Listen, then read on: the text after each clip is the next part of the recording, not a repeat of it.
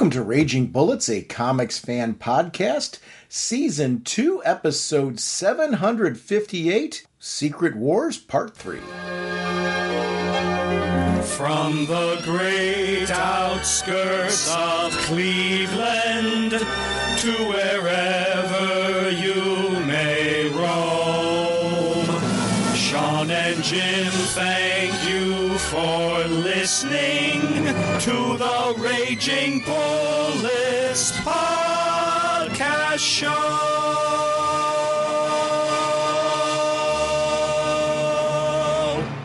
Welcome to Raging Bullets. I'm Sean Whalen, drnorge, and I'm joined as always by my co-host Jim, the sensei of the whatnot, the Duke of the Sultan of Strategery, the Minister of More Gooder, and is still recovering from Captain America potentially being disappointed in him because he is, of course, the elder statesman of the podcast, Segulin. How's it going, eh? Jim, on this episode, we're going to talk about Marvel Superhero Secret Wars issues 7 through 9. We're also going to talk about Thor issue 383 by Tom DeFalco and Ron Frenz. And the reason for that one is it is a Secret Wars tie-in of sorts. It came later, but fills in some blanks on the relationship between Thor and Enchantress during that time. So we'll talk a little bit about that issue. We are sponsored, as always, by DCB Service and InStockTrades.com. Mr. Segulin, what is going on over at DCBService.com? One of the things I like to do is search through DCBS, and I was looking at Image Comics and just going through, and sometimes like creators, like seeing Jeff Johns on Geiger got me reading Geiger, but also names of a book sometimes pull me in. And I saw something on Image. It's Moonshine Bigfoot. I have no idea what the book's about, but give me that title name and I'm all in. So Moonshine Bigfoot, #1, 40% off, only $2.99. And I also saw something neat called I Was a Fashion School Serial Killer. Once again, title alone's got me interested. Issue #1, 40% off, $2.39. And last, there's a book called 1949. It's a hardcover collected edition, 40% off, only $11.39. And I looked at it, and it's a detective story with a little sci-fi kind of timey-wimey twist to it, where a 1949 detective, when they go to sleep, they have dreams of 200 years in the future. So it's them going to the future when they're asleep. You know, can they use that knowledge to come back and solve the crime? I was like, oh, that sounds awesome. So thank you, DCBS. Over at InStockTrades.com, they always have their deals of the week, and I start here. Just remember, there's a search function there. You can get anything, but it's just a kind of menu of some of the options, and they always offer additional discounts on their deals of the week. That's why I reference them. Battle Angel Alita, Mars Chronicle, graphic novel, volume 10, $10.99 regularly, 45% off, only $6.04. DC's Finest, this big line right now, Harley Quinn, Birth of Mirth trade paperback, $39.99 regularly, 55% off. Only $17.99. That's a big drop for that. 2 different versions of the Fantastic Four Marvel Masterworks hardcover Volume 3. $75 regularly for each. 46% off, only $40.50. Strange Girl hardcover, 20th Anniversary Deluxe Edition. $59.99 regularly, 50% off, only $29.99. Thank you, DCB Service and InStockTrades.com for supporting our show. Mr. Segulin, what kind of a podcast are we? Raging Bullets is a spoiler podcast. We go in-depth into plotline, story twists, and whatnot of the comics we're discussing on today's show. So if you haven't read the books, you may want to come back later so you can better enjoy the show. Let's talk Secret Wars. Jim, our first discussions episode, we're actually going to do a little side story. This is from The Mighty Thor, number 383. Tom DeFalco is the writer, Ron Frenz on pencils, Brett Breeding on inks, Diana Albers on letters, Stein and Scheel on colors, Ralph Macchio editor, and Jim Shooter, of course, the editor-in-chief. And the events in this story take place before Thor 377, for anybody that has been keeping up with the Thor series on that end. So this is a side story, actually, that we're going to kind of go through quickly, but it fleshes out what happened between the Thor and the Enchantress, which I thought was an interesting little beat in the Secret Wars. So I thought it was kind of cool that this was happened to be a full-blown side story. So the story kicks off with an event going on over the drawbridge, we get to see Lorelei is basically, there's a suitor who comes to her and she turns him to stone. It's kind of the curse of the gods, it seems like, that like this pathway to love is very different than our concept of what love is. It really is a cautionary, like, why would you ever fall in love with a goddess in the Marvel universe? Well, yeah, this one, because especially this one's evil. Yes. And they all know she's evil. She's banished for a reason, yes. But here's this dude saying, oh, yeah, I'm this and a bag of chips. I'm going to tame her. Mm-hmm. No, you're not. No. You're going to get turned into stone. I think he has his coming because he's a moron. So the Enchantress, like, shows up on the scene and is really trying, it's her sister, and she's really trying to, like, help her and say, hey, you want to be careful with this pathway that you're on because you're never going to find love. I had a shot at it, and I blew it. And so it becomes a cautionary tale where she starts fleshing out the events of what happened in Secret Wars and how they were pulled to the planet and all the pieces that we know from our current exploration is what's happening. But where this gets really good is it's all from her perspective, where she's seeing that she had this opportunity, and we actually get to see some more details of what happened with her. She had this opportunity at real love with Thor. And I think she's right to a certain extent. Like, I think there was a small window there where maybe something could have started between the two of them, and she screwed up. Well, and she's trying to, again, her powers with one kiss could have ensnared, she's got her her enchantments, where she can ensnare people, and especially men, and on one hand, and this is something I loved about Secret Wars is, adding this to what we're talking about on Secret Wars. In Secret Wars, it solely looks like she's got evil intentions, where all she wants to do is just charm Thor, and figure her way off the planet and all that stuff. Here, you're actually seeing there's a little bit more to her. She's not just the evil enchantress. So this was kind of a neat little, and now you know the rest of the story. She really did have the intention of the one kiss being the thing that would enchant Thor. But as she was hanging out with him more, she was questioning. She's like, well, what if we didn't do this? Is there a chance that he would kiss me for real? Is there a chance this could be love for real? And she actually is torn over kissing him at all. Like, when there's certain opportunities for that to happen, she actually wants, like, him to genuinely love her. I loved the whole bit with the trees coming to life and Thor doing the attack in those sequences. It was, I just thought, a really good romantic opening for the two, because you see this sequence where she falls in his arms, and part of that is an act. Part of that is genuine, kind of a, hey, thanks for helping me kind of thing. But it's all for the purpose of leading him towards kissing her for some reason. And when it doesn't happen, you see her frustration, where she's like, kiss me in that moment. And he's like fighting against it because he's holding on to a portion of his own past. And I really liked how this played out, because you see Thor's healing from his own personal wounds in this sequence, where he's holding on to love of his own. It's an interesting little yin and yang. Like, I actually felt like sorry for the Enchantress at certain points, where I'm like, oh man, I actually would have liked to seen these two get together. And that's good writing. When now all of a sudden you've taken somebody who, I agree with you, in Secret Wars, it looks a lot more like, she's, completely the villain side. Because, the way that she turns on Thor, we get to see a lot more of what was going on here in the way that it was written. Yes. Oh, God, yeah. And again, I liked how they recapped Thor's fight sequence after. Because after, gets back and, and again, you're seeing it from her perspective, watching it, and again, gets you thinking, what if she hadn't turned her? What if it had been the two of them taking on everybody? Because that for me was like, I remember when we first talked about, when read the fight, that was the first thought that popped in my head. This even escalates it even more.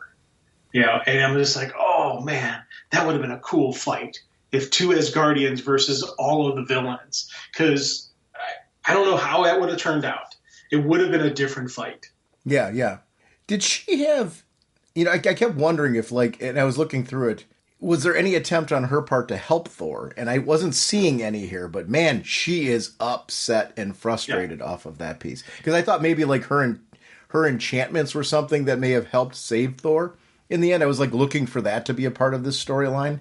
It really is interesting reading this from her perspective. Yes. Well, the only real sequence with her during the fight is she's thinking, hey, I've got a chance to prove myself worthy of his love. Yeah. But I am afraid. And I love just that nice little panel showing it wasn't just pure evil that she didn't help Thor.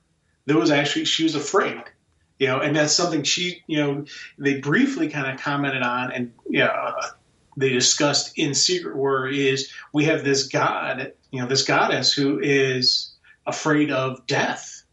She's facing mortality like these mere mortals around her. So it kind of it further why, she didn't help Thor in the fight. It does make her a much more sympathetic character than her sister. Because she tells her sister this story basically saying, you're going to live with this regret. Because I do. I will live the rest of my... And basically, Jenna's saying, I think I'm going to live the rest of my life wondering what if happened with Thor.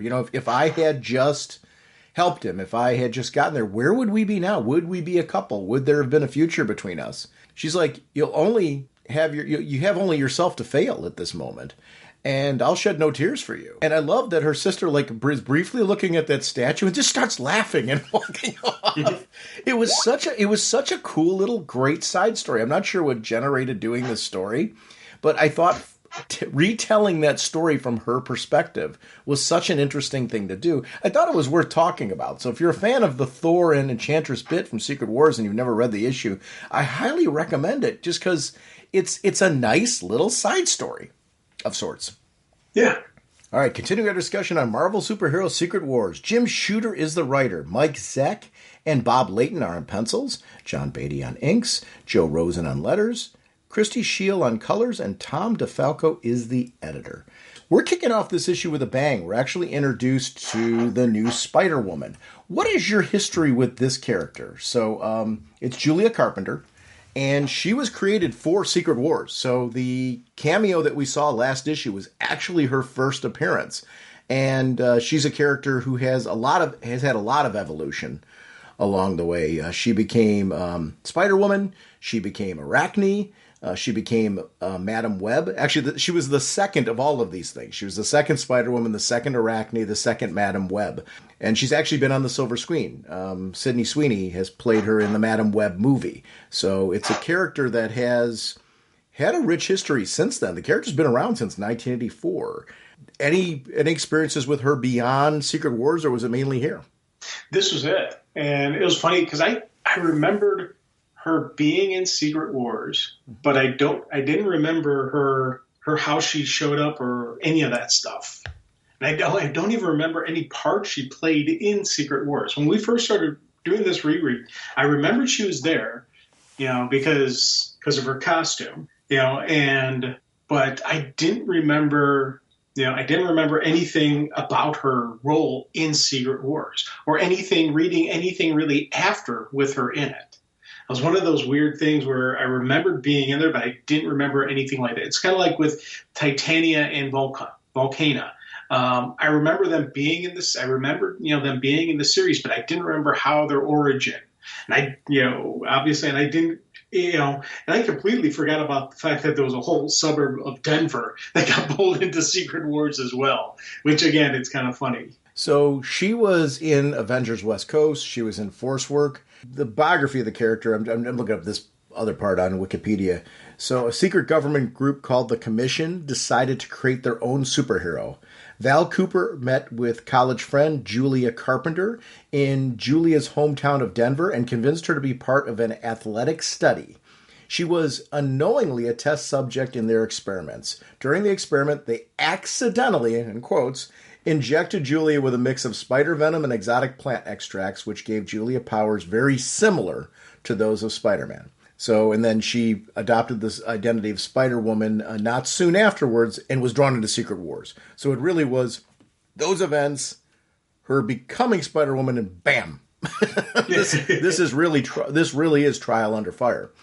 So an interesting sort of piece. Her costume is real interesting because actually the first quote-unquote black Spider-Man costume is kind of hers. Yes. Which Spidey's is much more reminiscent of hers, as we will see in an upcoming issue. But her appearance in this was really cool. I like how everyone's tentative at first when she comes in, as far as what to do with her and bring her into the team. Obviously, it's exciting that you could have possibly another comrade, especially when you're in this kind of war-like battle, because the heroes have been through quite the ringer. Yes. And when she tosses that big boulder, maybe there's a conversation to be had here. Yes, I know. And I do like, when she first shows up, everyone's like, what's going on? And it was kind of neat, when she's like, hey, I know you're worried I'm a spy. One of the bad guys here to stab you in the back. And I love that Cap's like, no, I don't think Doom would bother with treachery. He's got too much raw power at his beck and call. That's not a Doom play. And I like the fact that Cap recognized that and said, hey, yeah, let's see here. But, and again, everyone's in trepidation about it. It isn't just about that. It's more about, we've got a rookie who doesn't know what she's doing. Is she going to get us killed? Yeah. And that's something that I find that, I mean, it's like Spidey's reaction. Spidey's looking back and going, hey, she tossed as easy as I could have. There's a little bit of jealousy there because when he's talking about the copyright infringement and stuff like that, those are all comments of somebody who's like, okay, she's become the flavor of the month really quickly. And that attention would have that. I thought that was really good writing. It's subtle, not overdone, but it was something that I thought added more of a human personality to the whole thing. Because it was not like, here's what we do. We don't need like 20 panels of this, right? Just one little dialogue balloon off of that. And it just adds a sense of this is a real person. That is good writing. Also adds, the fact that, Spidey is having his own issues right now because he doesn't have his web shooters. So, yeah, he's got strength. Yeah, he's got everything that makes him Spider-Man. But his web shooters are really a big part of who he is as well. So now we got somebody who's exactly like him, female version. It's, throwing him off. It's going to add to throwing him off. I like that. And then I love the fact that the villains don't give us much chance to think about it. When they come back and do some nice psychological operations. Hey, here's your dead friend. Yeah, and that was cold. And that was an example of a moment. I knew that something had happened with Wasp. I remembered that. But when I didn't remember how cold that was. I mean, like he plopped that top open and just tossed out the dead carcass. Which to do that in those days with a female character even was like, wow. I mean, he discarded her like trash. And it really is a powerful moment because she's dead for all extents and purposes. What the healer ended up doing, and I mean, we're left for a long time wondering her fate. Yeah. Which I thought was something that was really, really well done because it added a sense of danger to the battles. Like, they killed Wasp, and theoretically. Where the story goes is very, very cool, but I really liked how that played out. That it was something that, as the readers, we're left with thinking that, and we're left with the heroes emotionally reacting in the way that you would expect. Like, let's go get revenge, and Cap's trying to keep a level head. Because Cap's recognizing the fact that we've got Galactus to worry about right now. He's the world eater. It's going to destroy the villagers and us. And what happens, if he gets what he wants out of this whole scenario. So they can't just go running off. But yet, their team's divided on the thought process of all of this. I really like how this serves as an interesting gateway for the X-Men to be entered back into this team. There is a weaving in and out of factions in this, and the concept of trust that I think is something when you're dealing with a life and death situation, people behave in ways that make you question them. It's really hard to decide who you trust and who you don't in the scenario because you know what the Beyonders got sitting on the table. It's very attractive. You kill your opponents and you're the last survivor, you get your wishes. So people that are tentative to you, you're going to immediately start questioning, do they want that? Are they out for that prize? And what does that mean for us? And it's something that I thought was really, really interesting because the factions make a ton of sense. Of course, I'm rooting for Team X-Men at this point, but I did want them back together with the other heroes. I remember when this first came out, I was more angry at the other heroes than I was at the mutants. Mm-hmm. Yeah, because again, I was an X-Men guy, so I was like, why wouldn't they want the X-Men? Come on, I couldn't. That was something that angered me, and again, there was little stuff that, obviously I don't remember, but also little stuff I know I didn't notice. And one of the things I didn't notice, and I thought was brilliantly done, while all the heroes are debating about, they want to go after them, they want to go after Doom, they want to do all that stuff, especially the Wrecking Crew. They're all getting gunned, and Cap's like, no, we gotta hang back. We got to keep an eye on, Galactus, get ready to attack. As that discussion's happening, you just see She-Hulk just walk away. Yep. And I loved how they did that. She didn't make any bravado. She made the one statement saying they got to pay, especially the Wrecking Crew. And then as everyone's debating, she just walks away. And we see later in this issue, she's walking away for a beatdown, to give them a beatdown. And I loved how they did that. Yeah, I thought that was extremely well done. It didn't need dialogue around it. No. It was something that was really conveyed in the artwork. As we see the X-Men kind of rally behind all of this piece, I do want to go to the villains, because there's a really cool situation with Volcana. Yeah. Where this is her guy right now who's in danger, and she's looking to try and help.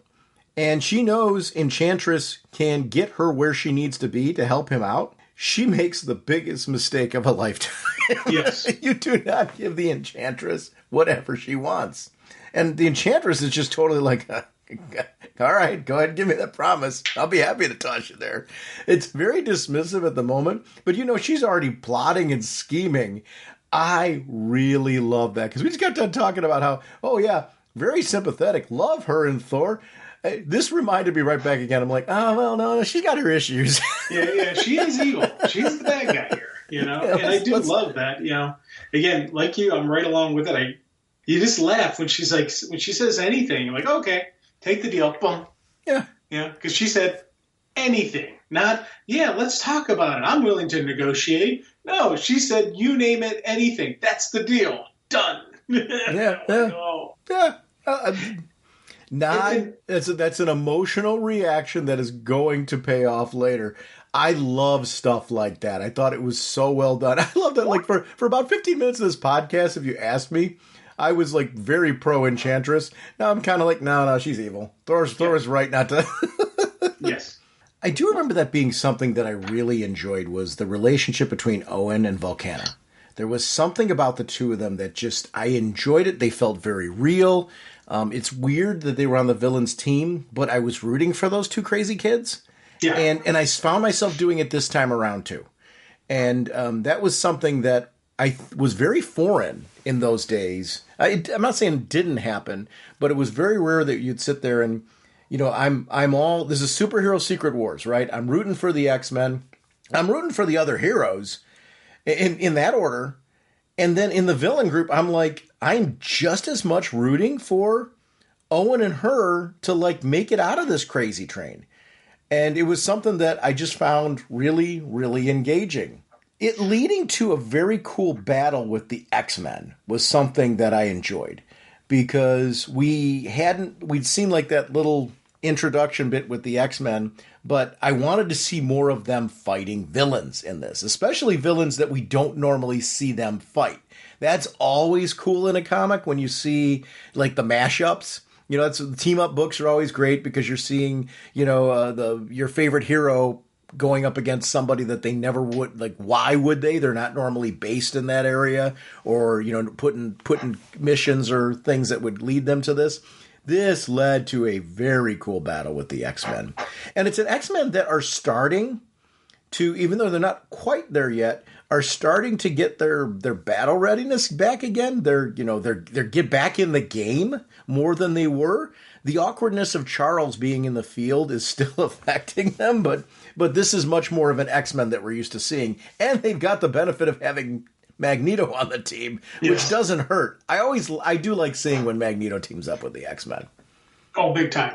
Again, Magneto's that villain that I always want to be a hero. You know, just because I think I've always thought he was a cool character, and then as I got older and I started learning more of the backstory and learn more about him, that really made me go, okay, yeah, I really want this guy to be a hero. I want him, you know, to be a stone cold Austin face kind of, you know, character where he still does some nasty stuff, still kicks some ass, but he's a good guy. That's what I wanted, you know, as my knowledge and experience with Magneto increased, you know, especially at this time, I was like enjoying. I remember enjoying seeing this fight. Did you read the years when he was? Yes, when he was when he took over for Charles. I read some of those, not all of them. That was an interesting era because not only was not just a role in X-Men, but it was also in New Mutants, and it was very, very cool, you know, and went on for a very decent run actually. This battle, everything about it was great. My favorite bit was the Wolverine bit with Absorbing Man.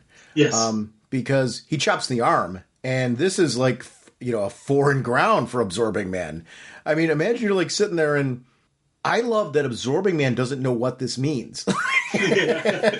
Like, like, my arm is sitting there, I'm picking it up. He's completely out of the battle at this point because, rightfully so, this, you know, he's taking his arm and the wrecking ball off to the side because he's like, I gotta find out what to do about this. Yeah. And I love that was multiple panels where we're seeing him do that in the background. I love stuff like that where there's things going on in the foreground, but we're constantly focused on Absorbing Man and kind of his little journey. I was fascinated by this then. I'm fascinated by it now. It was, where is Absorbing Man? What is he up to now? Was probably one of my biggest pieces of this. Rogue's continuing journey was also something that I was really enjoying in this because I mentioned earlier episodes that I didn't remember Rogue being on the X-Men team for this. It wasn't something that it's been years since I've read this. I didn't realize that this was so close to the time that she joined the X-Men, which I absolutely loved. This was the Rogue that she was coming to the X-Men because her powers were out of control. She was not able to get where she needed to with the Brotherhood. And she was really trying to figure out, am I on their team? Am I not? Am I still, you know, where am I at ethically? Where am I at emotionally? This is a big story on her journey because we do see a Rogue here who has choices to make and ends up making the right choices, but is tentative on them. I liked the humanity of that. I didn't remember so much of that when I was thinking back to this, but I love that this is a Rogue who was on the other side of the fence and was questioning, should I be on the other side of the fence? And still makes the right choices in this, in the right ways, and is very effective. Yes. I really, very effective when she was at risk multiple times during this, but stays with the team. This is really a growing of the stronger foundation of Rogue that eventually leads to the character that we see now. But you would have never guessed during this era that, hey, yeah, someday she's going to be the leader of the team. Like, really? And, this is pre-Gambit. Gambit didn't exist in this era. So it's really an very, very different time frame for Rogue. Oh, God, yeah. Yeah, and again, this battle was awesome in that I love, the X-Men, again, they get dirty. You know, they're not playing clean. Wolverine cuts the dude's arm up. Rogue hits a blind side, you know. Storm and Magneto do a tag team on Doc Ock using the magnetics and the lightning, hitting them at the same time. Usually you don't see heroes doing that kind of stuff where they're using more villain tactics sometimes in their fighting. And I do like seeing that out of the X-Men because, again, it's one of those things where, like, yeah, you're going to fight fire with fire. They're not just going to be the dun-dun-dun, here I am, come at me. No, I'm going to hit you from the side. I'm going to hit you from the back. You're not going to see us coming, you know? Well, these These are squad tactics from people who've trained in the danger room. It's a very different sort of training. So I don't know if there's so much villain tactics. I get what you're saying. It's closer to the villain side than the hero side, so I'm not disputing you on that. But when you take a look at how the danger room trains you and how you're actually training in that, I'm agreeing with you 1,000%. To me, what stands out is it's a different fighting style. And pinning them together, and their way of handling Doc Ock was perfect. Oh my gosh. It was so cool. So I'm sorry. It sounds like I'm disputing it. I'm really not. I'm just kind of more adding another twist to it. It's the danger room. It's if you aren't an X-Men reader and haven't had a chance to pick up a couple issues where they're training in the danger room, and you'll get an idea why they're behaving very differently. Again, this is classic X-Men. That was something that I really loved about this. That everything we're talking about, we are both saying the same thing here. In that, this is the X-Men style fighting. So I'm glad we're getting that in this book. If you're not reading if you weren't reading X-Men at the time, you got a great idea of what the X-Men are about just from Secret Wars. And if you're digging this, do yourself a favor and start picking up some of the issues from this era. That's the nice part about this is you've got cover dates, so you can actually see what was the X-Men like as a team during this era. You get a chance to jump into some of those issues. This was a great era of X-Men. Yes. So Uncanny X-Men by Claremont, reading that right now in parallel with this is really a good idea because it was a really fun book. And this is playing off the interpersonal dynamics because even at the end of the fight, Xavier's, taking a victory lap on this one saying like, hey, this was a good test for us and we proved ourselves. Storm's in her head like saying, I think it was you who were tested here, Professor. But I still have doubts of your ability to lead us in combat in the field. And I think she's valid in saying that. I love that. And it's something that I think anybody who's writing an event that is taking place in continuity, it's really important that you get those small details in place. They sound like small details, but this sets the stage for this event did not stop forward movement on the overarching story of these characters. This event happened and has a direct impact on the overarching story of the characters. If you want these events to matter, it's when characters get into this event and when they exit the event. There should be an impact from this event. There's not just the event happening, them disappearing and reappearing is an issue here. They have evolved, they have moved forward, they have changed, they have gone through trials, they have gone tribulations. This is something that when they go back, they will not be the same. And that is a sign of a great event. These are early years of this kind of thing. This is not common. Team-ups and crossovers are common in this era, but not a 12-issue maxi series that took so many key players from the universe, plopped them into this, and then dropped them back in, changed. That is not something that was commonly happening, in that era. This is one of the really the big key events that kicked off the craze that we see today, whether you like them or not. Yeah. But this one was woof. This is a granddaddy, and they got so much right in this with what they did as far as making this an event that they had an incredible toy line that went along with it for the time. We're very used to toys being something that comes out, and action figures in particular being something, action figure statues, swag, posters, and things that we're spoiled today in all that we get. I do see I sound like an old fart. But there's a truth to this. Back in this era, the fact that there was a toy line that went along with this was not a common occurrence. And it was something that was super cool. It was like, I can read the comic and I can start collecting the toys. Yes. And you had to hunt for the toys because certain stores, because of stocking issues and stuff like that, and I'm sure runs. I'm sure that there was certain characters, like Spidey it was very easy to find Spidey in the black outfit. Yes. Because I think they just made a lot more of Spidey in the black outfit. But there were certain characters that it was really hard to find, and then certain characters that nobody cared about. That it was not hard to find Absorbing Man. I didn't have all the figures. That was an area of my life where I didn't have the money to have all the figures. But I remember going to the stores, and if I walked out with one, that was a treat. but it was making sure I walked out with the one that mattered if I was lucky enough to get one. And I did have the black outfit Spider-Man. That was the prize toy I wanted from all this, just because we take the Venom costume as for granted. That was not a thing back then.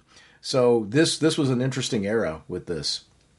Yeah, I had Spidey in the black costume. Mm-hmm. I had Cap, Wolverine, and Magneto. Mm-hmm. Those are the four that I had.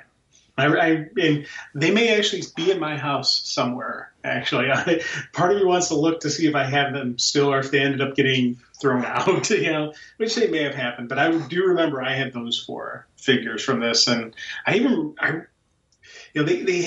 each came with their own Secret Wars shield, which I remember as a kid at the time I thought was odd because only Cap has a shield. So why does the others need shields? But yeah. Yeah, there wasn't really a whole lot of thing to. They weren't really worried about continuity. No, let's just get these toys out there. It was the odd part for me was not going for an X-Men character first.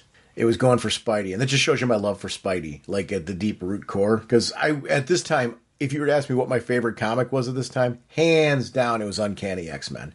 The Spidey twist in this reignited my love for Spidey, and it was just a simple little change. It was cool.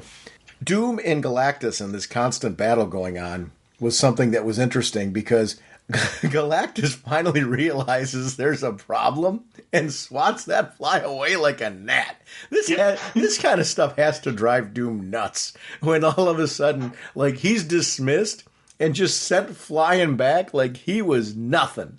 Yes. I absolutely loved everything about this sequence. It's an example of where you build to it gradually through a few panels, and you just want to see where it's going. I love he's a flying little speck down there. And it just shows the power of Galactus, because he's so busy on what he considers much bigger issues, and just felt like something was wrong. It was like he had an itch. Yes. It was so great. Well, and again, it goes back to a couple issues ago where they get the volcanoes firing on the planet, which, before Galactus can feed, he's got to quell the eruption so he can fully feed on the planet. And I love that was the plan. And earlier the heroes are watching him, not knowing what he's doing. They're just waiting for their moment when they have to strike. Well, the reason he was hesitating was because he had to fix the planet, which is what Doom and the X-Men ended up, triggering first. So I thought that, again, Doom triggered it so he could get a distraction, so he could go into the planet. X-Men triggered it for, I can't remember why they triggered it, but they're like, yeah, we need to get this triggered to, get this going. And I love just how all these little side pieces play. And even they're talking about just Galactus and how he's looking at it. And he's like, he's annoyed. He has to fix this planet before he can devour it. Wait, there's a little something. Boom, done. He is not gentle. Just that little reference. He seizes it and expels it. He is not gentle. I was like, oh, man, that is awesome. Yeah, I love this. We were recording this morning, Is It Jaws? And it's Rocky Balboa, for the film that we're doing. But at the end of it, this isn't on the episode. It's, as anybody does when they're done recording, we just started chatting and there's a group of us. And we were talking about the Fantastic Four trailer. For the movie that's coming up this year. Have you seen the trailer with Galactus? No, I haven't yet. Oh, God. Seek out the trailer. Okay. Because Galactus looks real. I mean, it's stunning. Absolutely stunning. How they made it look like Galactus and look like Galactus is the threat that Galactus is. I mean, it's imposing, but it looks good. I mean, it's, from a comic fan, your jaw drops. So I'm hoping, and these things are always a gamble, right?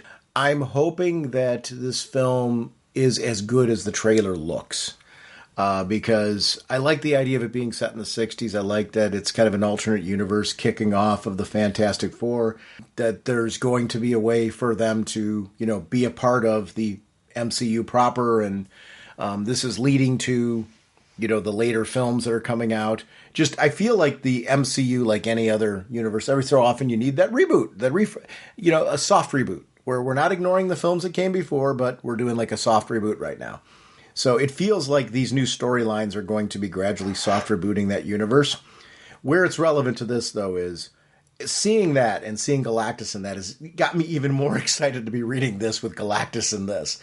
Just because I feel like we're just in this really, really cool time with Galactus and what's going on. The storyline continues where the villains get back to their base and she's looking for some help with Owen. I like how Enchantress is like, I'm not going to help you now. Like, you already gave me everything. Like, what do you got to bargain for now? And I love she's furious at the moment, Volcana, and I get it. But that just shows Enchantress. And she is so smug and indifferent. She's totally, any part of herself that was good totally went out the window when she, like, basically the relationship with Thor failed. I do wonder, in another universe, you know, the what if I wonder if there was an issue of what if an Enchantress and Thor had gotten together? Like, what that would have done with her. Would Thor have gone more over to her side, or would she have come over to his way, or what would that have been the death of them? Who knows? But it would have been nice to see where, like, she could have potentially gone with the character. Oh, God, yeah. You know, in my gut, I would love this. I would say that they would have her become good, become more gooder than Thor become evil. More gooder. Yes, more gooder. All right. All of our English, teaching friends who listen to this are now cringing. More gooder. Where does that fall on the strategery scale? Exactly. Absorbing Man, we finally get to see his piece. I thought this was really clever. You know, this kind of like, I got to take a risk here. Like, what do I got to do? I got no choice. I'm going to try to hold it there and see what happens when I return to normal. I like that it worked, but, he feels like he's going to puke afterwards and it's sore. I loved that. Like, there was a dramatic physical after effect to a body limb reattaching itself. The drawing on that is fantastic. The physical action of the whole thing, the facial expressions, I just think it's a really good sequence. I've read many issues over the year with Absorbing Man, but he's one of those characters that you just like to see get beat up, yes, more than anything else. This was a great arc for him. I'm like, I have never thought I'd be this intrigued by Absorbing Man. I'm incredibly intrigued by Absorbing Man in this. That was very, very well written. Yes. Oh, God, yeah. And again, a couple panels spent there where he's debating. He's like, if I turn back to human, I'll bleed to death. But I can't stay still forever. I can't eat. And I just love the fact that, again, he goes through it and does it. And you're like, oh, cool, that worked for him. Good job, dummy. I do like the lizard sequence and the fact that he's going to get a buddy pretty soon. That part was really interesting because of the fact that he was so furious over what happened to Wasp. I do like villains like that. They kind of remind me of George the Animal Steel from wrestling, where George the Animal Steel was like a villain depending on who his manager was and what was going on with him. But then, he had feelings for the lovely Elizabeth and that helped make him, good and gentle and stuff. It was always interesting with that character. I feel like Lizard has that quality going on in this where, like deep down at his core, it's Dr. Kirk Connor is actually a good guy who is, just trying to experiment to try and make the world a better place. But then when he turns into the Lizard, he's downright dangerous. I like these sequences with Lizard. Just makes him far more interesting. The She-Hulk battle, when that finally starts to kick off, was everything I didn't know I wanted. I really, really love the character. Did you get to see any of the Disney Plus series with her in it?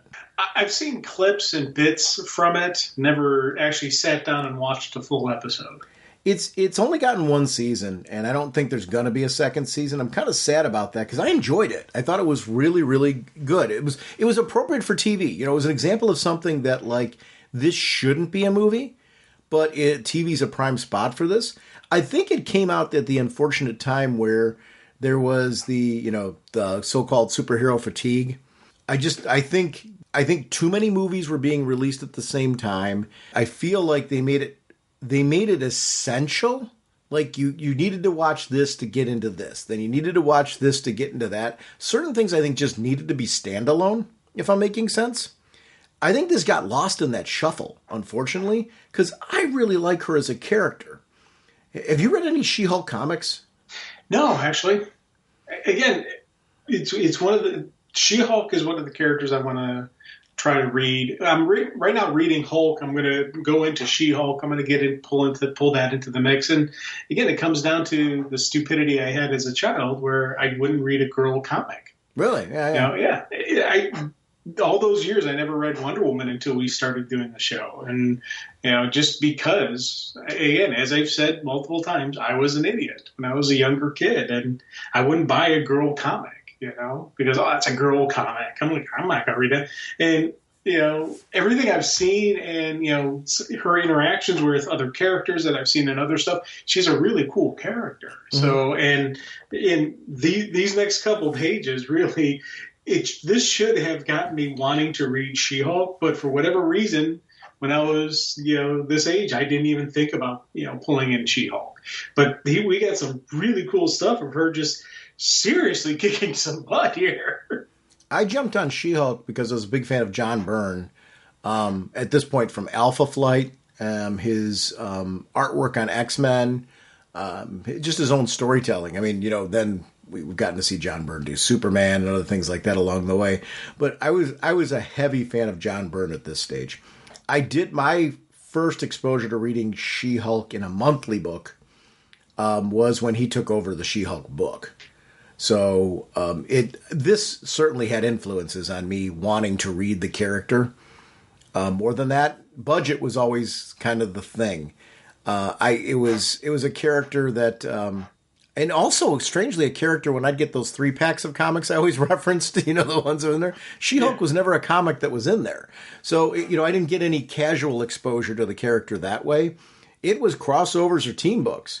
Actually, where she goes, well, I don't want to spoil it where she goes after this. Let's save that because I know what you're about to say. Yeah. Yeah. I think we'll talk about that next episode when we kind of wrap this up, where her arc goes from this, because there's a reason to do about that. So I'm gonna pause here on She-Hulk and we'll come back to her. But I'm with you on this whole battle sequence, especially when Titania comes in. The battle really kicks off. She's taken out the whole wrecking crew at this point, with the exception of Absorbing Man. She is a one-woman powerhouse.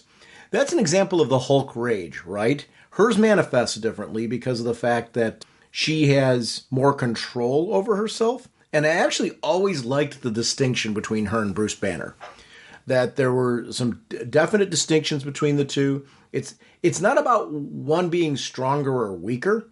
I think it's the balance of the two led to combat being different. Definitely, if I'm putting a team together and I'm choosing one of the two Hulks, on paper it looks like you want Bruce Banner. I'm going with She-Hulk because I feel like you can plan better with She-Hulk. Yeah. I really do, from a consistency standpoint, and actually put aside from the fact, like, don't kill one of her friends. But I mean, other than that, that's kind of everybody, right? But other than don't kill one of her friends, I think she's the one I would want on my team, just because I feel like we could put together a better team dynamic. 100% agree with you, because again, you do have a lot of intelligence, you do have more of the strategery from her, and you still do have the power of a Hulk backing you. Yeah, and she works better with a team, right? Now, granted, we're seeing her go rogue, but again, her friend was just murdered. She wants vengeance. She's not waiting for it. So, again, that's the Hulk in her saying, I'm not going to let these people think. I'm not going to overthink this. I'm hulking out, So, normally she's a much better team dynamic player. Now, if I'm dropping a Hulk into a situation like this with the intention of I want them to rage out and maybe, just decimate everybody, I'm pulling her out of this and I'm dropping Bruce. Yeah. Hulk smash. Yes. Yeah. Because it's like they're only going to make him more angry, and eventually he's going to go full on savage and just decimate them. Yeah. So, which is what you're hoping for in the scenario. She does an admirable job in this, though. Here's the thing. If during Secret Wars, if I was on the planet with them, and I was there and as the team's going and I see She-Hulk leaving, I would have stopped her and I would have said, hold on, let's get your cousin and have both of you go and beat the hell out of them. Yeah. That right there, two Hulks would have decimated this entire team. especially as angry as she was. You beef up Banner's anger because he wouldn't have argued with her. If she said, "Hey, we're going to go just the two of us," he would have gone along with it, I think. Because again, Banner's starting to lose his intelligence. He's starting to shift more into Hulk mode. So as angry as he was as well, he would have gone along with it. So we could have had two Hulks taking out all of these people. At some point in time, we'll do some Hulk stories on the show. We can do rotate them in.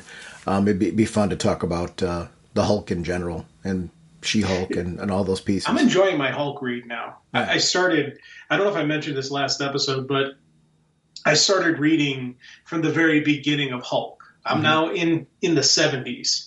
And I think I'm like in 1975, I think now. Mm-hmm. But I've been going through and reading the Hulk. And I'm enjoying it. Have you read Man-Thing ever? I know this is a quick little sidebar.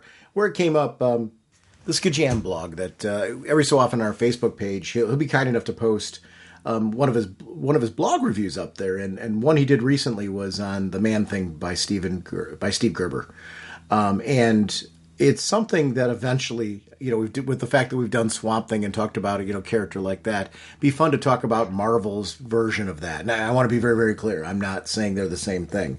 It would be interesting to talk about some of the Marvel monsters. And Man-Thing is one of those that we should probably touch on some point just for something a little different. We can also do Tomb of Dracula, which would be fun. Down. Yeah, I mean, there's a lot. I mean, oh my God, there's so much stuff we can talk about. There's always plenty of comics to discuss. Anyway, back to Doom. Enchantress is, kind of lazily basking in her own glory. Doom coming back, I don't know, if I'm on the villain team right now, this would be worrying to me.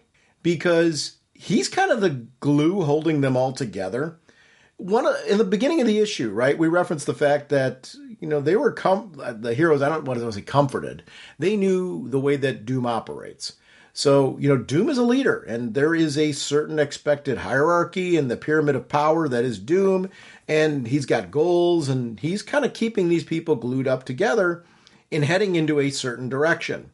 When Doom comes back and he's taken out, this is something that he's basically disheartened and scarred, from the inside, because in his quest for power, he was swatted away like a gnat, and is realizing that his attempt to use Galactus's power to gain a foothold here is not happening. It's rare that you see Doom in this state. Yes. Well, he even has like a moment of fear. Yes. He pushes it aside, saying, "No, fear is for lesser men.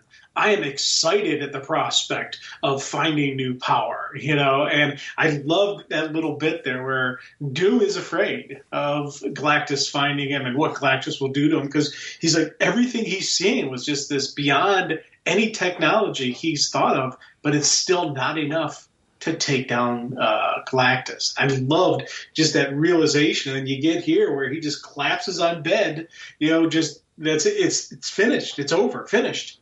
He's done. And I loved seeing that, and it was a great going along with, the Enchantress being the Enchantress here in the battle, going, I'm not going to get bothered. She's like, she's the first to see Doom. And then you go to the Wrecking Crew, and Titania just beating on She-Hulk. And you're like, oh, crud. Are they going to kill a second hero? I love that. Titania. It's Titania. Titania is really interesting in this one because this gets dark. I mean, really, really dark. Beg, come on, Greenie. Like a dog. I want to hear it. And it was Everyman's like, not that it's going to do you any good. I mean, this was dark. They were basically leaving it with, they'd taken her down. That's not enough. Now let's kill her. I mean, such an interesting sequence. And it tells you the danger of Battleworld. That was a very, very dark sequence, appropriately so, adding to the danger of this place. Captain America as the leader in this is really, really strong because he's literally got the weight of the world on his shoulders here, because he's got to talk about a guy who's creating strategy. Cap's got to pay attention to what's going on with Galactus. He's got to take care. He doesn't know what's going on with Doom, but is, recognizing that we've got the villains to deal with. He's got to make sure that in the course of their battle choices, they are not leaving themselves at risk. And also the people that they're supposed to be protecting who are providing them sanctuary. They've got this whole village now to take care of, who have been healing them and helping them, but they can't put them at risk. So now they have another responsibility besides just their team members in this sequence. You know, Cap's reasoning of saying, hey, you know, we've got to stay here. The answer is no. I love that he's sitting there saying, I understand why you want to avenge Wasp. My heart is there with you. And his connecting with them on that level is something that is good leadership, right? He's not invalidating their feelings. That part was, I'm like, whoa, this is a good, well-written Captain America right here. Yes. His whole speech is like, I'm with you. I feel it too. I am torn, but here's why we can't. And that part was so strong. It was just really, really well written. This is good. This to me is who Captain America is. The epitome of Captain America is making the tough choices in a tough situation. That's good leadership. But not doing it from the domineering standpoint of why, because I said so. That's poor leadership. It's like, I'm hearing you. I feel you. I feel it too. Here's why. That is good leader. I just really, really loved everything about that sequence. And the art mirroring like the humanity of him. You see it in his eyes, right? He's not sitting there and posturing, because he could. He's Captain America. So he could posture all up and all that kind of thing. And I don't know, at this point in time, he's got swagger and he's got reputation. People would listen to that. But they're going to rally behind and love him for the way he presents this. There's a difference. Yeah. Well, yeah. And again, it's Cap. It's Captain America. And then one of the reasons when they're picking leadership, this is the reason they picked him. Yep. Because he can make the tough decisions.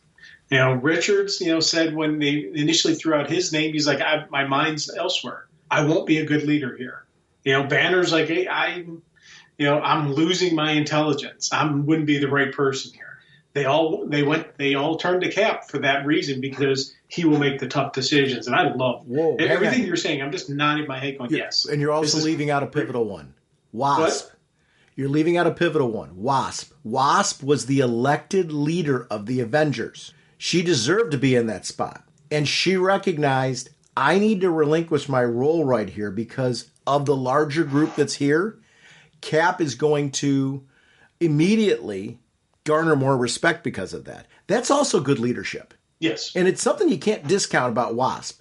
She had a choice there where she could have very clearly said, as the leader of Avengers, and it's brought up, as a leader of Avengers, it should be her. She recognizes something different there. And that was also good leadership. It's hard to do because you got to set your ego aside in that moment. I thought that was really strong writing and actually put her in a better place for me. Yes. It upped her stature by making that choice. To me, that's a powerful decision where she didn't fight against it. She let her brains drive the situation. What was right drive the situation versus ego. And that was better served. Whereas the X-Men aren't having that. The X-Men are having a lot of internal conflict over who should be running the show right now. There's egos driving quite a bit of what's going on with the X-Men. I actually like the difference. And I'm not knocking the X-Men when I'm saying it. It's humanity, right? There's a human factor to these characters. And I love that both groups are behaving a little differently. And it just shows the maturity level of the leadership on one group versus the other. And that distinction also stands out. It actually kind of fits some of the fighting that you were talking about earlier. They just fight differently too. It's a different sort of group. One's a family, the other is a squad. Yes. The healer and the sequence we go to with that. I'm sorry, did you want to say something more about that? No, go. The healer and what we see with her when she collapses, when she comes out. We don't know what's happened here. I assumed initially it was her first attempt, not realizing that when she's coming out, she's actually done something else here, which we will discover later. But her coming out and Peter being there, who's already in love with her at this point, he's smitten. Like, we aren't hearing him talk about Kitty at all now. It's kind of completely about this girl and who she is. And he catches her.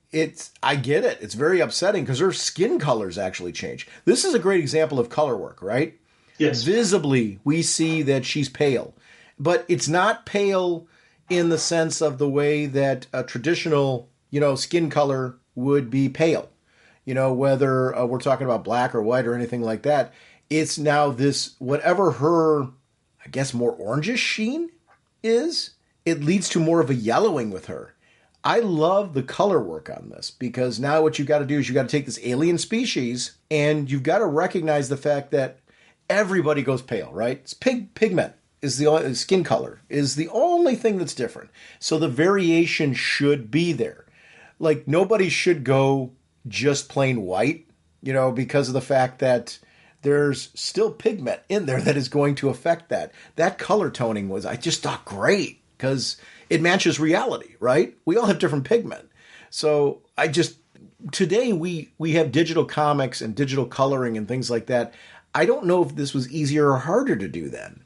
If you know where I'm going with this, but I appreciated the attempt to say this has got to look decidedly different than if it was Captain Marvel or Captain America and her.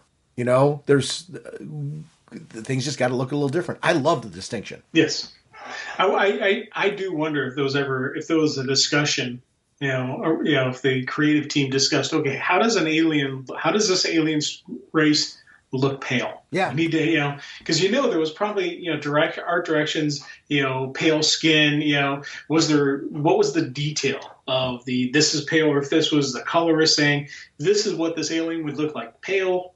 I don't know. That's one of the things I would wonder about. Well, because I would assume they were dealing with more limited palettes, back then. I don't know how true that is, not being an art major myself, but when you're doing with that, you're kind of like stuck.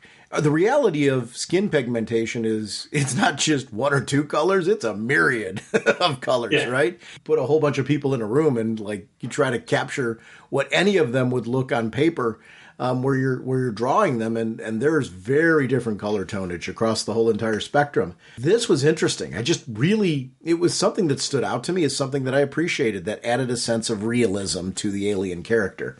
That I thought, because it's our reality. The X-Men showing up on the scene and basically telling Captain America, hey, I've been monitoring your situation. I know what's going on. I understand right now that tensions have been high between us, but I'm here for you. We will take care of Galactus, and we will not let this place fall. You can go do what you need to do right now. You've got your comrade that is in trouble. Go help her. We will have your back here. I loved everything about this rally cry. It always reminded me of the end of Rocky 2, or in the middle of Rocky 2, when Adrian wakes up and looks at Rocky and goes, win, Rocky, win. It's like we've got this, there's montage music that should be playing right now as the heroes start training to get ready to go save She-Hulk. That conclusion of let's go get those butchers was sweet. Yeah. And you can tell just, Cap has got them pumped up. I love the artwork where everyone's like, yeah! You see them fight you all. You see Johnny flame on, he's ready, things ready to throw down. Hulk, great look on the Hulk's face. I was like, yeah. And again, great way to end the issue, too. Right there. That's a beautiful ending to an issue of, let's go get those butchers. And you're like, yeah, I'm with you, Cap. Let's take them down. All right, issue number 8. This is the biggie, right? This cover is something I'd mentioned it on, I think it was last episode when I talked about meeting Jim Shooter at GalaxyCon Columbus. I grabbed this as a print. This issue I so vividly remember at the time because it was cool. Growing up as a Spidey fan, so at the time this came out, Secret Wars was like something special I was reading. I had been getting Uncanny X-Men monthly in the mail. So check, I've got that. Don't have a lot of budget at this. I don't. Their budget's kind of a. You look at the issue cover, 75 cents. That sounds like, just 75 cents. Why wouldn't you have that? I didn't have a job. So this was not an easy thing to do, to be able to get, Secret Wars. You're asking for money. You're earning money, right? Cutting lawns, doing other things. It's like, what can I do to get a few cents here, a few cents there, so that way I can start, getting some other books and things like that.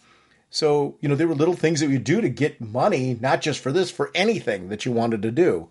this was something where reading this made me want to read Spidey again. Grew up loving him. Grew up reading a lot of Marvel Team Up. Loved him from the cartoon, that old Spider-Man 60s cartoon. Spider-Man and His Amazing Friends, all that kind of stuff. Yep. Now they're putting him in a cool black outfit. In this era, this grabbed me like a fish on a hook. And the cover itself is stunning. And putting him in the foreground with all of the cool action in the background, amid the chaos, there comes a costume. Yeah, it did. This was super, super cool. I'm a big fan to this day of the black costume. Don't get me wrong, I love the classic Spidey look, but I never mind when they mix it up a little bit and throw him back in the black outfit because I love this suit. Absolutely love this suit. I love it in video games. It's great to be able to plop this bad boy on, and especially in the video games when plopping it on means something. He's more powerful or something because of the fact that he's wearing this suit. That part really, really worked for me. What was your, so did you, I think you caught this in real time when it came out. Yes. What was your reaction to the black Spider-Man outfit at the time? Dude, my reaction was like, oh my God, this is awesome. Yeah. I was 100% all in on this thing, and I remember as a kid when this cover came out going, what's this? What's this? And then when you dive in the book and you get the thing, I was like, oh my God. And then, further, post Secret Wars readings of the black costume just had me go, oh, this thing is awesome. I love this, and it was funny. I recently just did some research on it because I was wondering if they all, because we know what happens, to the costume and where the costume goes. And I always wondered if that was the plan all along. No. And that was the thing I was looking up. I was like, was that the plan all along? Were they going to do something cool with the thing, or was it just somebody else saying, "Hey, I've got an idea. Let's tweak this. Let's have some fun with the story." And I was like, for me, that was kind of a cool thing, recent readings to do. I think it was Todd McFarlane. I think Todd McFarlane, when he wanted to draw the original suit, and Venom got created by an accident. I think that was what did it. It may have. I'd have to take a look at the actual storyline there as far as what ended up happening with that. But Todd McFarlane was on an interview I just saw recently, and he was talking about this is how Venom got created. It was because he wanted Spider-Man back in the original suit. So I don't know what led to that. Did you read the original Web of Spider-Man when, the actual what happens to the suit? I think I did. There's so much stuff that we've got. That's a great story. I'd love to revisit that at some point in time. There's so many stories. I remember reading Peter going to the Fantastic Four for help. Mm-hmm. I vividly remember that whole scenario and how they got, how they dealt with the costume, and even when Peter's coming back to his apartment, they lent him a Fantastic Four costume, and he puts they put a paper bag over his head to hide his secret identity. So he's going around with a bag on his head, a Fantastic Four costume, and a "Kick Me" sign that's Storm put on his back. Johnny Storm, yeah.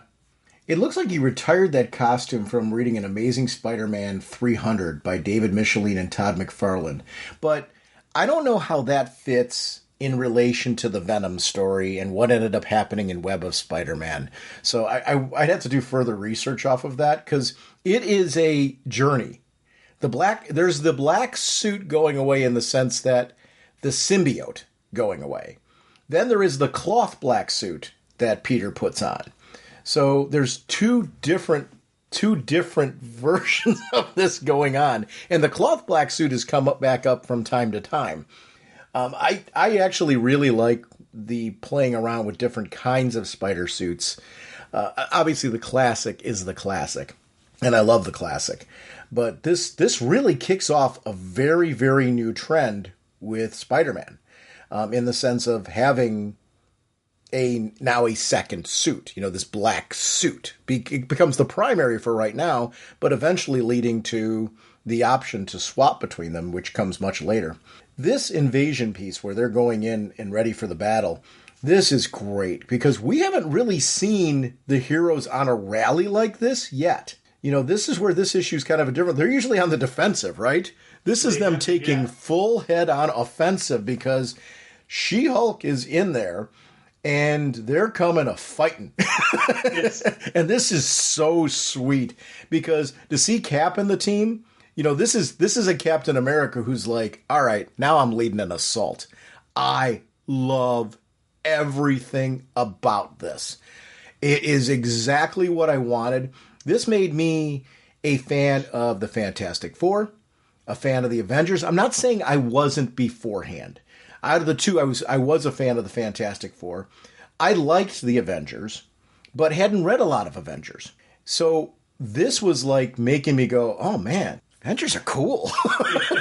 Like and I still feel that to this day. Like this rally, when we're seeing it there, man, this is really cool. And there are things now as an adult that I appreciate more about this storyline and Cap's leadership that I was not, when I was younger reading this, I just wasn't catching the way that I am now.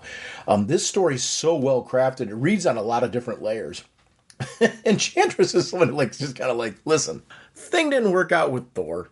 I kind of, in passing, because I was bored, did this whole thing with Volcana. I just want to be left alone, people. Like, I kind of want to let this whole thing around me play out and see where I can best take advantage. And you people keep bugging me. That's kind of like her whole thing right now is kind of like, I'm just trying to find a comfortable place to hide. Let things kind of play. Enjoy this TV show that's going on here. I don't know if enjoy is the right word. She's kind of almost like mildly irritated by all of this. Well, she's drunk. Yeah, yeah. She's been drinking. Yes. And, I love that. I do she's too. Just sitting there like, So I like it. She's sitting there saying, this morning is not working out very well. She's calling for the innkeeper. It's such a great sequence. I really love this.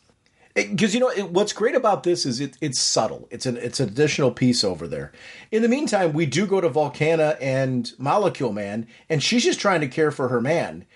I love the fact that she's standing guard, and she is ready to fight. If anyone comes in here, all of them will get this. She's not worried about Wolverine. She's not worried about any of them. Whoever wants to try and come in here, they can come all they want to.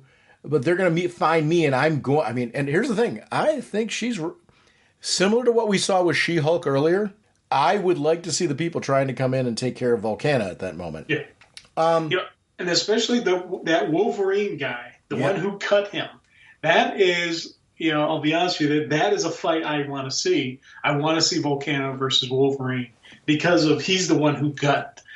He's the one who got Owen. And she's like, she wants everybody. She's like, come on. I gotta, you want some, come get some. And again, you talk about just rooting for the villains. This is one of those moments. You're rooting for the villain. You like this person. You like Owen. He's this geeky guy.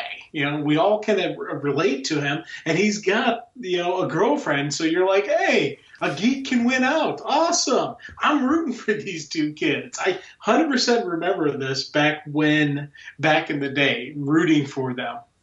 Claw and Lizard. Yeah. I would love to, very similar to how I like characters like Deadpool and stuff like that, where they, who am I thinking of from over at DC? Keith Gibbons created, who I'm talking about, Ambush Bug. Yeah. Characters like that. This scratched that itch, these two with their little buddy team up and all this, in all the right ways. It didn't detract from the story in any way, shape, or form, but there's a lot of intense things going on in this story. A lot of dark things going on in this story. This added the right amount of comedic relief without taking away from any of what I just said. I really loved these two. I found them endearing. I wanted to see them more together. I wanted to see this buddy friendship to continue. If they started off The Incredible Adventures of the Lizard and Claw, I would have read that. Probably would have been a miniseries as an effective thing, but it's a book I wanted to read. Not knowing, at the time, that I wanted to read it. But these characters really stood out for me. Time passage in this story is really interesting for me.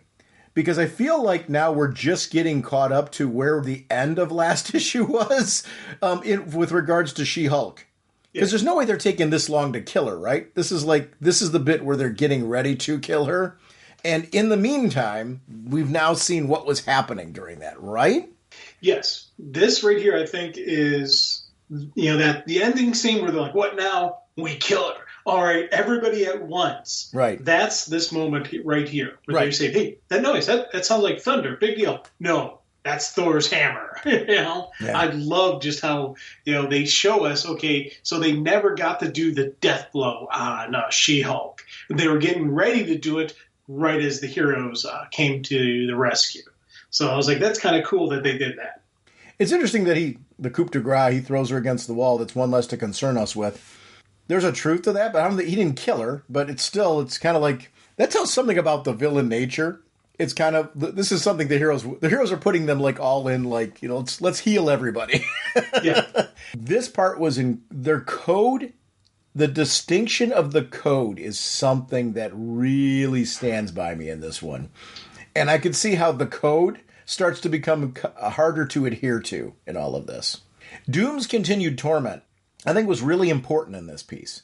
While this is all going on, Doom's not a factor because he's still trying to recover from reeling after what happened, with Ultron kind of being his gatekeeper and watchguard there. So that explains why Doom's out of the action and Ultron's out of the action, which adds a whole different, I would not want to be the villains right now with this crew coming after you, and Doom and Ultron and Enchantress not really much caring for this fight at all.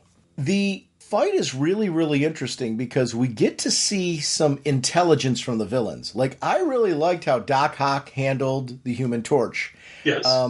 The team aspect of this type of thing was great because it wasn't just a hero beatdown. This was the heroes having to use their own team dynamics to survive the things that are going on while at the same time reacting and trying to take over from that piece. Also, the thing that's going on with Thing right now.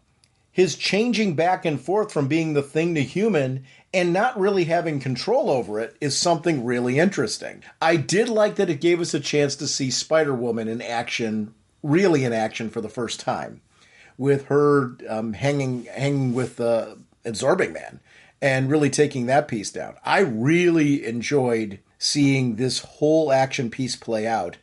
The Ben Grimm story was really interesting because this man has done nothing but want to be human again. And now he is. Yeah. Yes, at the worst possible time. Yes, and that's always the thing. He's in the middle of fighting with Absorbing Man, and then he turns back to human. He's like, oh, man, this is not good. But the thing I loved is, again, Spider-Woman jumped in. She steps up. She throws Absorbing Man, adds to the 1-2 kind of combo to take him out. This is a really cool hero moments because I loved Spidey jumping in after Johnny got extinguished. And then Absorbing Man's trying to keep up with Spidey, but again, the Spidey sense, he can't hit him. I love that. The Hawkeye battle was really, really interesting because this is again a guy who he didn't have arrows. He's had to craft his own arrows. I really liked seeing that detail in the field. That he doesn't have some magical quiver that keeps producing arrows. When he gave up his arrows when they had the mountain dropped on them because of the tech being needed by Reed Richards, he had to craft his own. That whole piece did not stop him from making himself effective on the team. Hawkeye's an interesting character for me because when West Coast Avengers hit, I started to become more interested in the character because I was reading him more. Up until this, it was always like he was, kind of a generic Green Arrow, for lack of a better way to say it. I've grown to really love the character over time.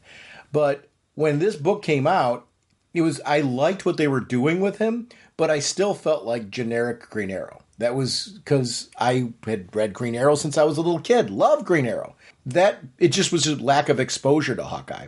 This was good use of Hawkeye. Because as this story went on, I was like, oh, all right, kind of like this Hawkeye character more than I'm realizing. And it was the way that this story was handled that was really good.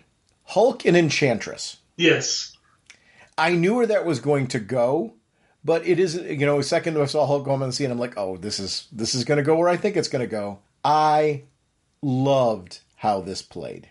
Captain America then showing up on the scene I knew that was also going to be a very different thing. Because the determination of Steve Rogers. Hulk, I don't fault the Hulk for this. It was, we know what's going on with Hulk. God, yeah. And we know it's, again, as intelligent as Banner is, right. Hulk is starting to come in more into play. He's starting to lose his intelligence. So this 100% fit in perfectly. The rage of the monster can very easily get succumbed to the magic. But you got, again, Captain America. There's way too much, strong will on his part. It goes back to, with me, Star Trek original series, where the female who is trying to seduce Kirk, and Kirk is his first love is his ship. You can't separate the captain from his starship. So she couldn't get control of Kirk because of and it's the same thing with Captain America. He's got his duty, his honor. He's got to, this is what he has to do. He's there to take down the bad guys, not get caught up in Enchantress thing. And it always does amaze me when they do show a male hero knocking out a female bad guy too, because she's like, you would not strike me, not if I have any other choice. Bam, and he does a shield smash into her, knocks her out cold. Now we know she's an Asgardian, so she can take a beating, so she can take a heavy hit. But it does amaze me whenever they do show that. The Spider-Man and Titania battle was something that I really enjoyed as well. What I always like about Spider-Man is we always see his strength, his acrobatics and things like that. I do like, though, when Spidey's dealing with these characters that are stronger than him having to use his acrobatics, his ability to bob and weave, push off of even moving objects to survive dangerous situations. His Spidey sense, those type of pieces. This battle is exactly everything that I love about Spider-Man.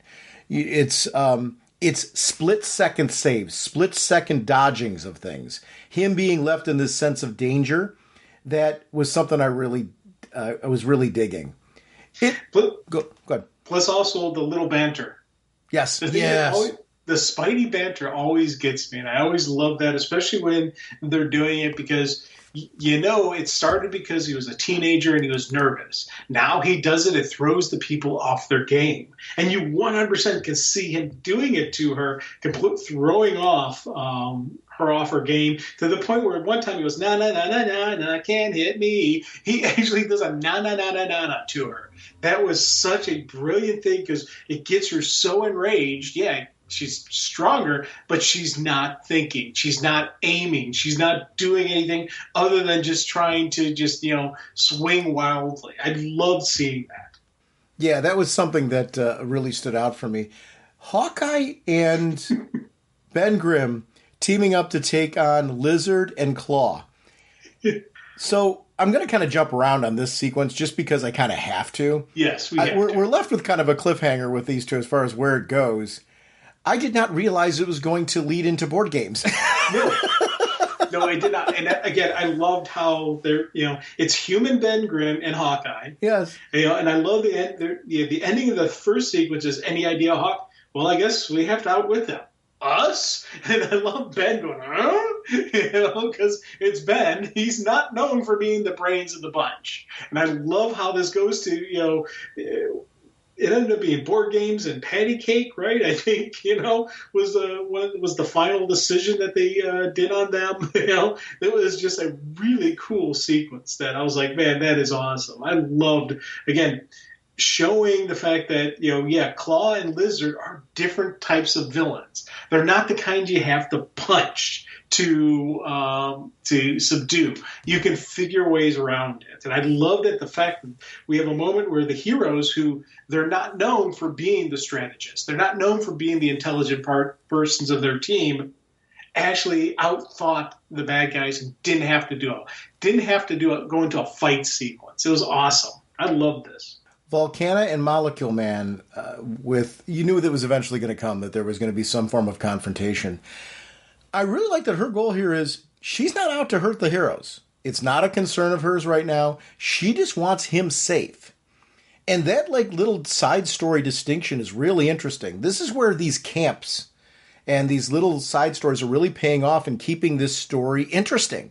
You know, for a 12-issue run, it's, we got this going on over here, and we got this going on over there, and this is going on, and this faction believes this, and they're going off with that. Enchantress had her own little side thing going on. Doom and Ultron's got his own side thing going on. We still haven't seen X-Men and Galactus, you know, what's going on with them at the moment. These things are what's making this story just so intriguing. It's there. All the eggs are not in one basket. I mean, the people might be in one basket, but there's definitely different passages down a hallway of this basket that I really, really am enjoying. The battle with Iron Man and Volcana was really interesting because Tony's able to get, you know, I mean, it says a lot about the Iron Man suit. She is hitting him full force, and he's almost making it to him. The cooling system is overtaxed. So he's got a shield up, Molecule Man, between them and Tony. Realistically, if Molecule Man was not there and putting up that shield, he would have gotten to Volcana. Yeah. So I loved the fact that they needed that teamwork to narrowly stop Iron Man. It just says it didn't take, as we talk about it in wrestling, about how like certain matches, you know, they don't take away any of the heat from the situation, no pun intended. You know, and both the hero and the villain of the story end up looking good. This is an example of one of those where that type of thing happened here. The teamwork of him opening up just a window that she can use as a gun port was such cool teamwork between the two of them. They're starting to develop their own team dynamic as a couple. The only person that was able to get through it, and it makes a lot of sense, was Captain Marvel. Mm-hmm. She passed through it because of her power set. They stop when they realize all she's trying to do is to protect her wounded boyfriend. It's really interesting that these are true heroes, where they're sitting here like, okay, you mean we don't have to fight? Yeah. And, you know, do we really want to kill this guy? This is an example of simpler times, right? And I really like the cut and dry heroes. You mentioned the X-Men earlier with a different sort of fighting style. I like that being on a different team, being in a different group with a different backstory and things like that actually means something different. These are the Avengers. These are the Fantastic Four. This is Spider-Man. They are going to have a different code than the X-Men do.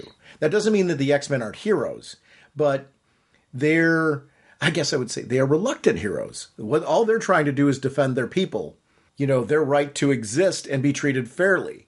Their way of operating is very different. They are good people. They do want to help others, but their team dynamic certainly leads to a very different approach to these type of situations.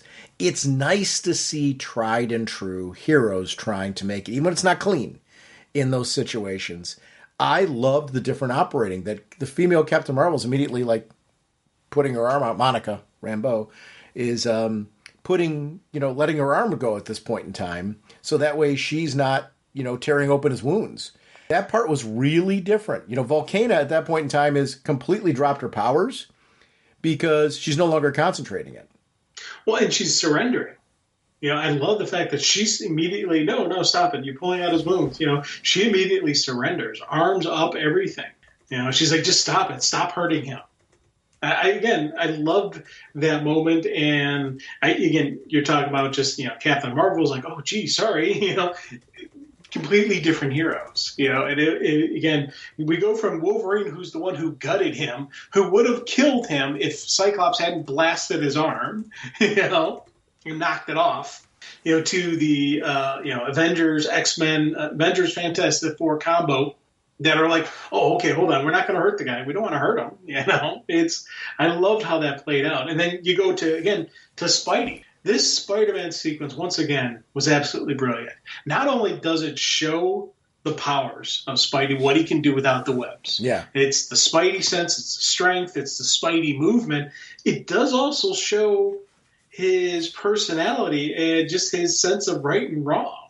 Because he's really giving it to her now because, you know, she is really just a bully. You know, she talks tough, when she's got the upper hand.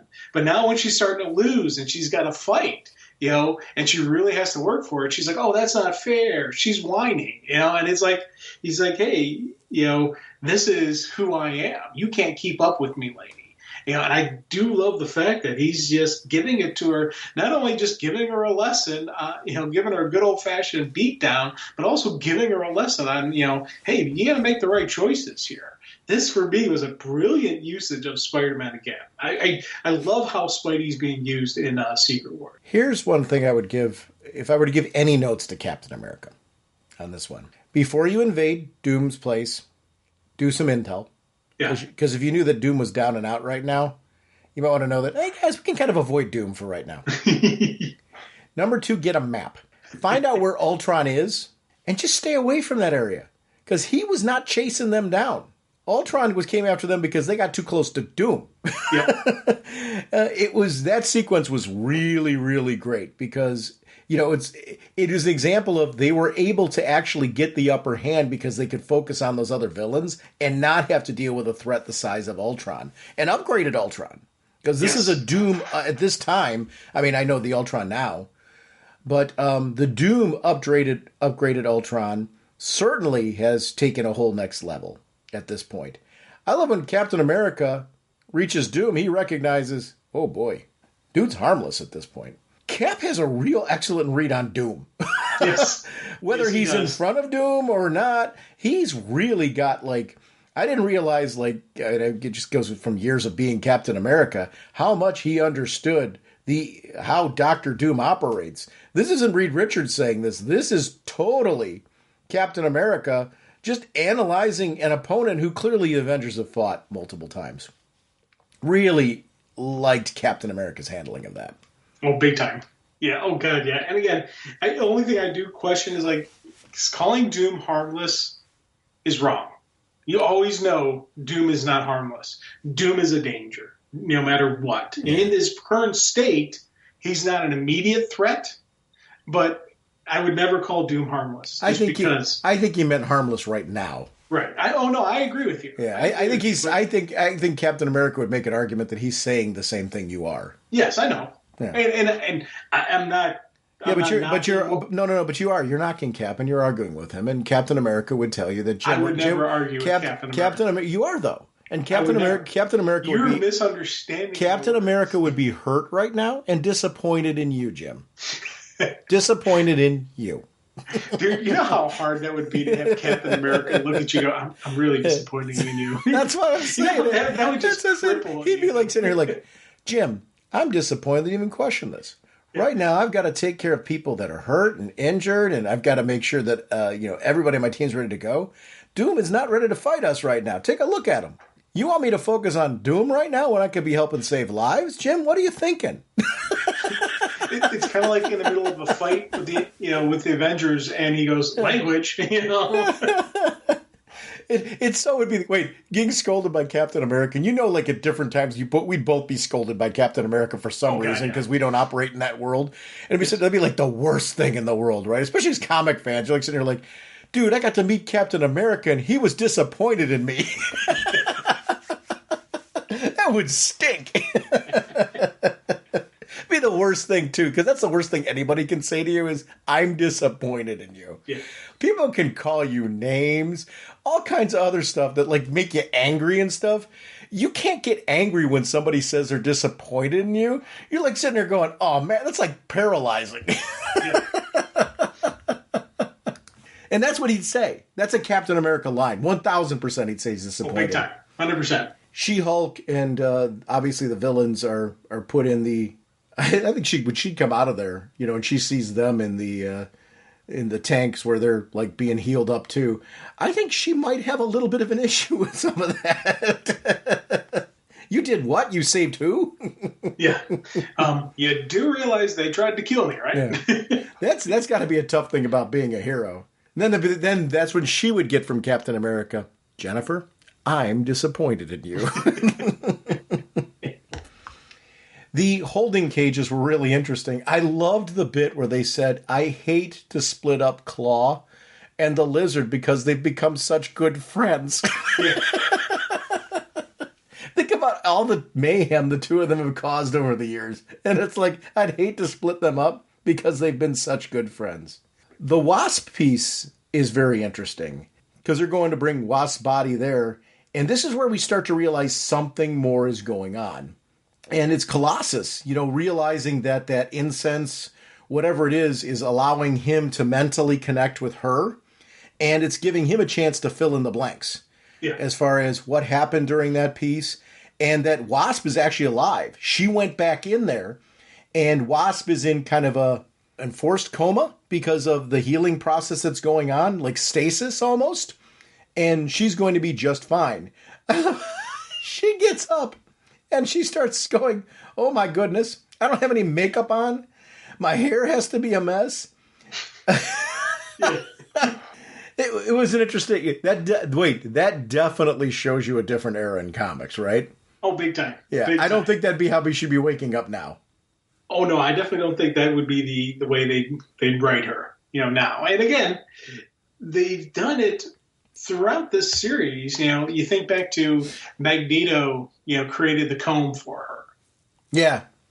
So there is a tie into this, and they've been a couple tie-ins with her when she's having conversations with Captain Marvel and with She-Hulk earlier. So it does kind of fit in there. So when I read it this time, obviously I didn't remember any of this from the previous stuff, my initial read-through of it. But when I read it this time, it kind of I chuckled right along with you right now, and it's one of those things like, okay, move on. But I did love, again, Colossus and his beloved, and I'm just like, oh man, this poor guy, I just remember, just thinking back to what this kid is going through with this. Him? What about poor Kitty? Yeah. Yeah. That's the come. Dude's off on his patchwork planet. I was mad at him. Yeah. I remember back in the day when I was reading this. I mean, I got that he was falling in love with her and all that. I mean, it's a good story, but I was mad. I'm like, no, dude, Kitty. What about Kitty back home? I'm all in on the X-Men at this stage, and Kitty was like your gateway character in those days because of the fact that Kitty was so young and just getting into the team. It felt like anybody could be an X-Men. You know what I mean? So it was like, wow, if I was X-Men, like I could be X-Men.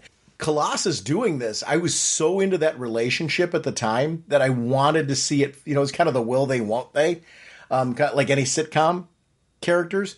And I was like, no, you two are supposed to get together. You're not supposed to be with her. You're supposed to be with Kitty. What is going on right now? And where's the dragon? The after effects of all of this, where we see the X-Men and we get to, Galactus, things are starting to happen with Galactus. We also see Iron Man being corrected, and we realize at this point in time that he's got to reveal, hey, were you surprised to see a black man under this thing? Reed Richards is kind of like, no, never gave it much thought. I knew there was a man under there, but didn't know the who. It tells you a lot about where the secret identities are at this point in time with some of the Marvel Universe characters. Right. And again, I like that, and I think I'm trying to remember as a kid, I think this was the very first time I realized that it wasn't Tony Stark underneath there. I think I don't remember, but I do remember seeing having the sequence. Yeah. And later on, as I've said before, with West Coast Avenger, when Rhodes is the Iron Man for the team, I remember them bringing it up and all that stuff. But my first read through as a kid, I think this was the first time I realized that this wasn't Tony Stark. I think. Yeah, I think so for me too, because I wouldn't have had the background reading to know about Rhodey at that point in time. So I think that if it wasn't from this, it would have been from a conversation in the comic shop. Because this was an era where I was going up to comics and collectibles at Shoregate.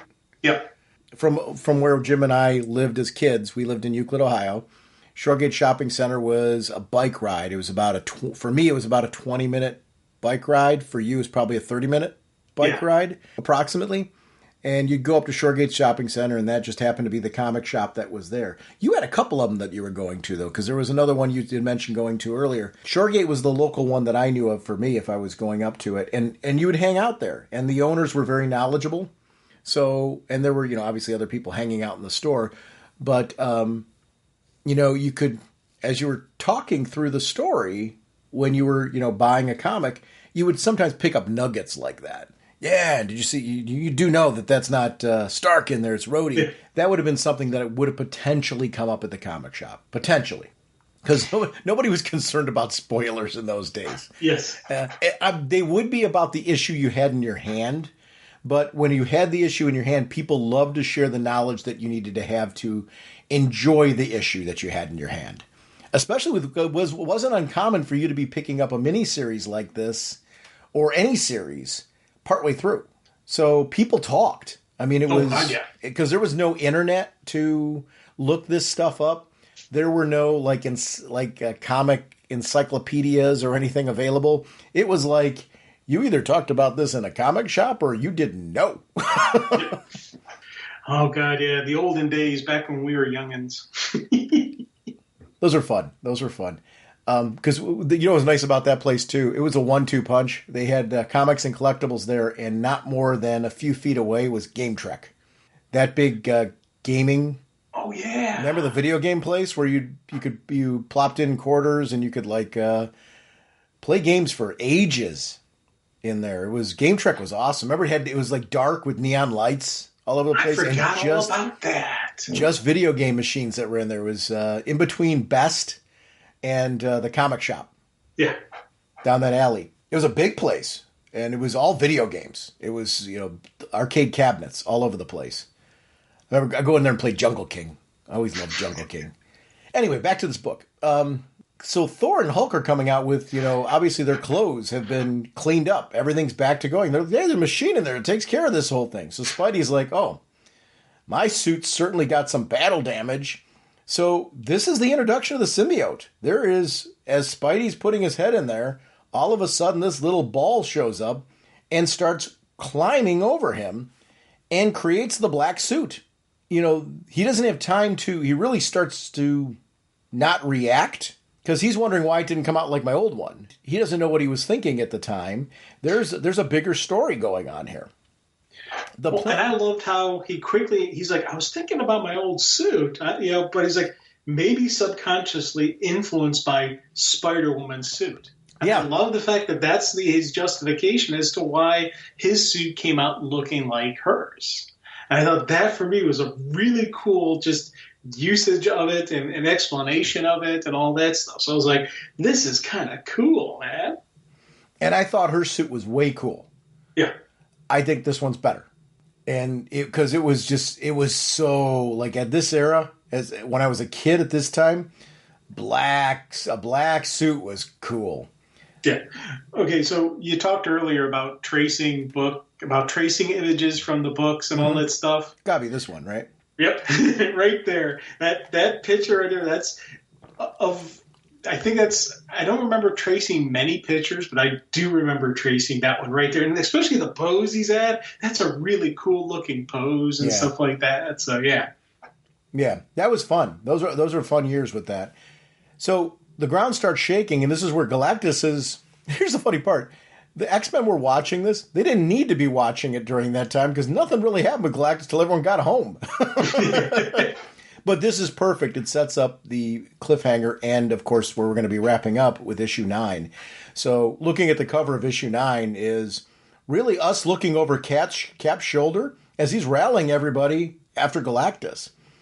And I was ready for this now because we've been teasing so much Galactus and what's been going on with him. The Assault on Galactus piece was perfect. I love when you flip the page and you see this first image from Colossus's perspective. Yeah. Because really Colossus at this point has been recovering himself. So he's kind of at the villagers level. And it's cool to see this from the perspective of the people that they're trying to protect. They've been provided sanctuary there. And this is what this creepy thing looks like from their perspective. It was nice. I like the over-the-shoulder looks when they do stuff like that because you see the scale of the other characters. His drive right now is one of, I've got to protect her. Very similar to Volcana's, actually. He's going out there to battle because he's like, let anyone beware. And a driven Colossus is very, very powerful.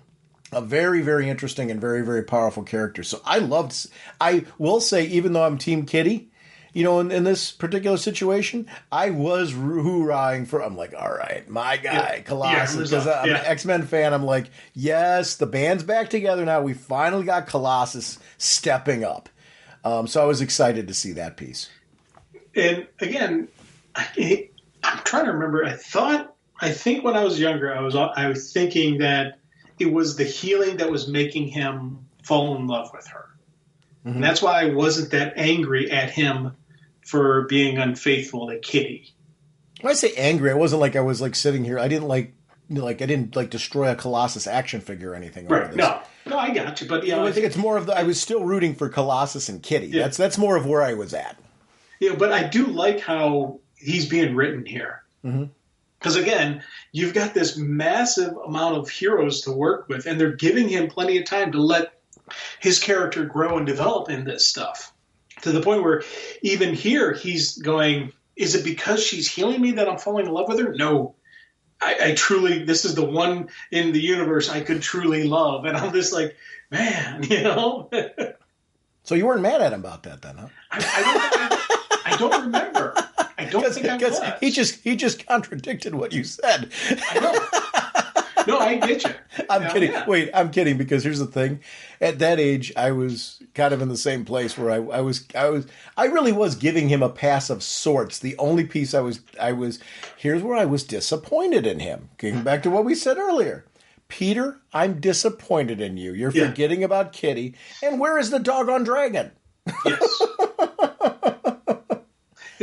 Yes, that is something that like the I don't know why they chose to write the dragon off. Mm-hmm. They brought the dragon on for 1-2 issues, and they're gone for most of the show. How awesome would it be if the dragon was around, hanging out, and just watching him fall in love with her? If the dragon was acting as the guardian for Peter while he was sleeping and wouldn't leave his side out of loyalty because his love for Kitty, the real reason. Dragon looking, going, "Hey, what you doing, dude?" But you know the real reason why, right? I don't remember. Lockheed's a diva. He wanted Captain America money. Oh, they're like, no, you're gonna do a cameo, you'll be in it, and sorry, but we can't put you in the whole film. He's a diva. Is Lockheed a male or female? I always thought Lockheed was a female. Lockheed's whatever Lockheed wants to be. Okay. I thought Lockheed was a male. Okay. I don't know. It's a good question. I'm not going to look it up. This is going to be an internet research later when we're done working. Yeah, it's not one of those things right now where I feel like this story, like we're going to be impacted like by some revelation that like Lockheed was male. I always took Lockheed to be a male, but I might be wrong. I'm going to look this up when we're done recording today, just so you know. Okay, that's good. If there's anything cool about it, let's talk. Lockheed actually has a lot of cool side stories that have happened in X-Men. I actually really like the character, but I don't think knowing whether or not Lockheed's male or female puts forward our discussion any right now. The X-Men are the opening salvo of this, and I was glad that they did this way because we got a chance to see them as a team really kind of handling this battle and trying to keep things at bay before the Avengers can get involved. Because, and it was interesting, they promised to try to do everything they could to keep Galactus at bay, and they're certainly trying to do that. But similar to how Doom got swatted away, that's kind of what's happening with them, and they're not dealing with Galactus proper. They're dealing with Galactus's machines. Machine. Yeah. Single. Yes. One little probe Galactus launches, takes out the X-Men. Yeah. And I do love the fact that they're even coming on and going, Magneto's like, the merest toy of Galactus blunts are offensive. Like, oh boy, this is not good. The Hulk situation is really interesting. And this part I do remember being something that I really liked. This is a Hulk right now who's going through, like, who am I? He got very confident a while for being, the Banner's in control and Banner's running things. As he's becoming much more of a monster and less Banner in control, he's losing confidence. I'm no longer smart enough, but I'm also, because of this in-between phase right now, I'm not savage enough for you guys to really be able to use me to the level I need to be. It's a very interesting time. I will admit I was hoorahing when the thing Came back. Yeah. Got rocked up again. I don't know what was I forget what was going on with him here. And as we get to the later issues, I deliberately didn't read the later issues because I'm kind of enjoying this ride as we go along and doing multiple rereads of what we're talking about here. I am very anxious to read the Thing series spinning out of this because I remember reading a few issues of it back in the day. Just was one of those things where I put my budget. I enjoyed him so much in this. I put my, when I say budget, the extra change that I had towards getting a few comics. That was such a weird mishmash rotation when I was a kid, where I had certain books. When I say certain books I followed, it was one or two that I followed. Uncanny X-Men was a lock because of the mail order piece. That part had me going, whew. I usually had Batman in there. Some form of Batman book in there, and I would jump between Batman and Detective Comics and, do some form of Batman story. Then if I had any money left, it was other stuff like this.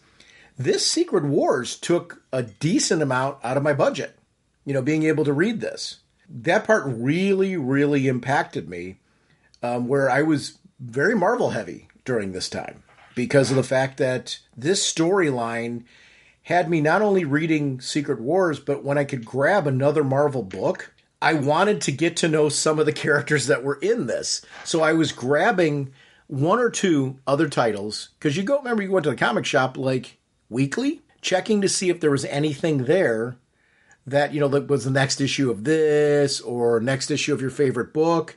And if you had money left over, some of it was, what do I want to use for Game Trek? What do I want to use towards comics? And I always would walk out with one or two comics. And usually it was, if one of these issues wasn't out, it was something that involved this. Some character that was in this, getting to know them. Thing was one of the ones spinning out of this that I did read a couple issues of and loved it. This character, I didn't realize growing up how much, and I think it was due to the Fantastic Four cartoon with Herbie. That's why, you haven't seen that trailer yet, have you? Which? Fantastic Four. We talked about that earlier. Yeah, I haven't seen the Fantastic, no. So, you watched the cartoon as a kid, though, right? The one that didn't have the Human Torch, but had Herbie the Robot? Right. Herbie the Robot's in the movie. Oh, that is awesome. And the Human Torch. Human Torch is there, too. So it's not a stand-in for the Human Torch. But it is her. I mean, it's Herbie the Robot, like Herbie the Robot from when we were kids. I mean, it is that. I mean, you see it immediately. You're like, oh my God, that's Herbie.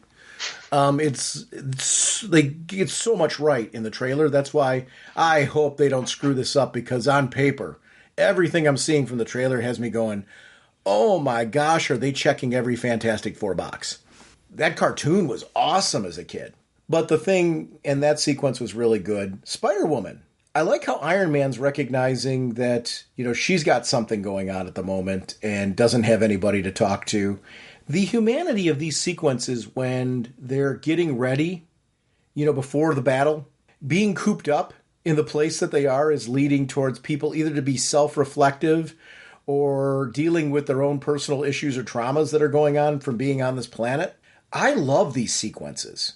Rhodey, this is kind of the first chance we really got a chance to see Rhodey's personality. Yeah. I mean, we got to see like some of his interactions and flirtations with Captain Marvel earlier, but I don't remember in the earlier issues as much exposition with him, kind of where we were getting to see, and I think it's due to the fact that they were deliberately keeping the reveal of what was under the iron armor until Reed took it off him. I think some of that was deliberate.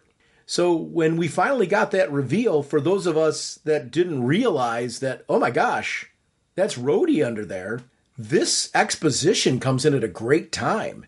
Yes. Because I feel like it's great to see through his eyes, and I really liked how they did that.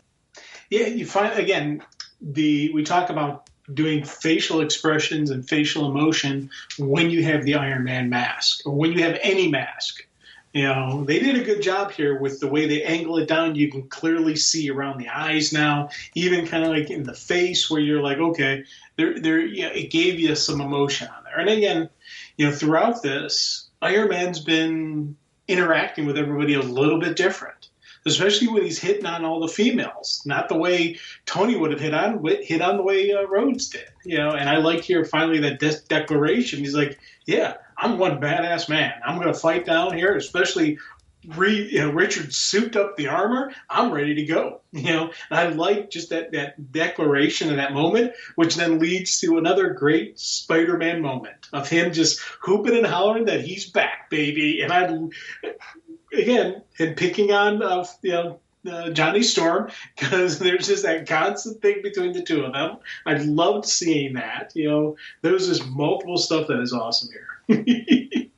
Spidey and Johnny's relationship I remember from Fantastic Four issues and Marvel Team Up, because I remember reading Marvel Team Up where Spider-Man and the Human Torch teamed up, and it was a different relationship. These guys were friends, and that was a big part of it. It was Spidey getting to hang out with one of his friends again, and that stood out compared to some of the other characters where they were early team-ups with them, Spider-Man doing a feeling out process, maybe even potentially thrust into a situation where he's battling with them at first, how those things happen, then, hey, let's be friends and let's team up against the bad guy kind of thing that always happens sometimes with those superhero team-ups. With Johnny, it was always from the get-go, these two being friends who would, and they were they were high school chums. Like, this is what would have happened with our gang in the high school, right? There would have been two people doing this. It may have even been us. Yes, I think so. Doing that where you're just having fun and poking fun at each other. And Cap is very much the mentor or the teacher in this situation where he's like, hey, settle down, son. Spidey's new suit has really interesting properties, and I like seeing Reed Richards with him where Reed's like, boy, I'd like to analyze this thing when we're going on, because Spidey's suit's different than all the rest. Everyone else has, a different situation with theirs, whereas Spidey's suit is producing web, and the web's different than his previous web before. He's been upgraded. The suit itself is responsive to his desires. So, the suit, he's showing the fact that, hey, I can have a summer look and do all those pieces. It was fun because as a reader, I was captivated by since the last issue. In this one, I like how it's continuing to show how cool it is. Reed Richards then reflecting on what they have to do, what the Beyonder was saying, he's yearning for home and yearning for his family. And the sense of time passage here at this point, because for us as readers, this has been months. So we're starting to, as readers, feel the drag of being away from home that he's feeling. Yeah. I loved that. I absolutely loved that. And also, it's, again, I love Spidey's real, his statement is like, hey, I have a hard time understanding modern art. Who can figure out this ultra cosmic stuff? I'm just taking it as it comes. And again, that's Spider-Man. That's, how most of us would be handling this. But Reed is one of those different, big brain people who's looking at the overarching picture, looking at everything that's happening. And I do love, again, that's who Richards is. That's the kind of person that Doom is. There's certain characters in this universe who have that big brain, who use that stuff and who look at it. And like one of the reasons Richard's best friend is the Thing is because he does keep him grounded. There've been multiple times when he's like, hey, Stretch, just, chill with the big brain stuff there. Just, focus on this. And sometimes need to have that, you need to have that person around you who can pull you into, the piece. Yeah. Yeah. That part is, I actually really like the dynamic of the heroes that they chose for this, because you've got people that fall in different categories. And I think the mix, the very unique mix, gives people very defined roles. Reed and Cap, like sitting up front together, I kind of get it that Cap needs that confidant who's older like he is. I think nobody's as old as Cap in there besides Thor, but Thor's a whole different, he's not going to have the same conversation with Thor that he's going to have with Reed. It's just an interesting dynamic. Him having Reed Richards as kind of his running buddy right now, is something that's just, I think, working really well with all of this. They're crashing. And I love the fact that they're crashing, and Colossus, in his condition, is the one that catches them. That was such a great Colossus moment, because you just see him as this little speck catching the whole thing. He's still hurt, but Colossus is not willing to give up. He knows if this fails, the woman that he loves and her village are going to be decimated. Yep. that shows the heart of Peter. It's one of the things where, and I think this is where you and I both started to give him a little bit of a pass, or maybe continued to give him a pass, because it sounds like maybe our journey was a little bit different on this one.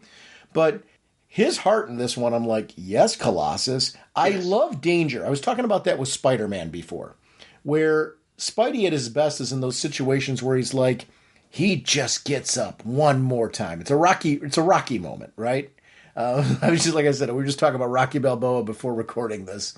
And it's in a similar fashion.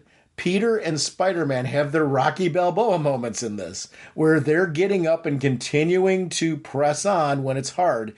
And those are heroes that you can't help but hear a musical montage behind, as they're continuing to climb up the hill. This battle with Galactus's toys, because now there's multiple versions of them, is just so cool.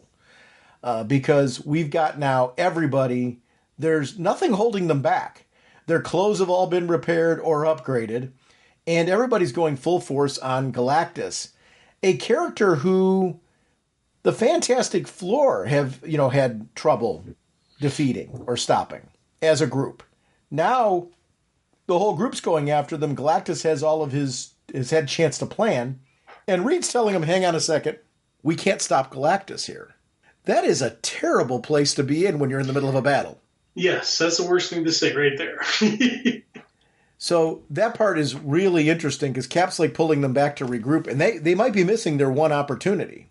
That part gets really interesting because Reed, right when he's ready to start explaining everything and starts to explain the whole situation, he vanishes. He's finally getting his chat that he's been looking for with Galactus, because that's what he wanted before. When all of this started issues ago, Reed was trying to leverage the fact that he's had a relationship with Galactus for a bit of a chat. Galactus is talking to him. This is the first time we've seen Galactus talk to anybody in this whole scenario. He leapt up and was earlier on trying to communicate with the Beyonder, but the rest of them, even Doom, who was following in his wake, he didn't bother to have a conversation with. No. This is a very different conversation he's having right now, and that part was super awesome. Dude, and I love the fact that Reed's sitting there saying, I'm honored to be acknowledged by Galactus. He knows enough that he's like, I've got to, thank him for acknowledging my presence. Yeah. And it's, really cool. This is, again, wonderful writing of Reed Richards, who he is. And I like the fact that why he told everyone, hey, we have to let Galactus win. Because if he wins this contest, the Beyonder will remove his hunger. That will save universes. Billions of lives will be saved because Galactus will no longer have this hunger. I thought that, again, was a great, a good hero kind of moment, a little bit off kilter where you're like, right now, Reed, are you sure about that? And I love that when people are questioning, Ben and Johnny are like, hey, I'll do what you say. Whatever you say, Reed, I'm there with you. Because they know Reed so well. They will follow him to the letter. Yeah, yeah. And that's something that's interesting from all of this.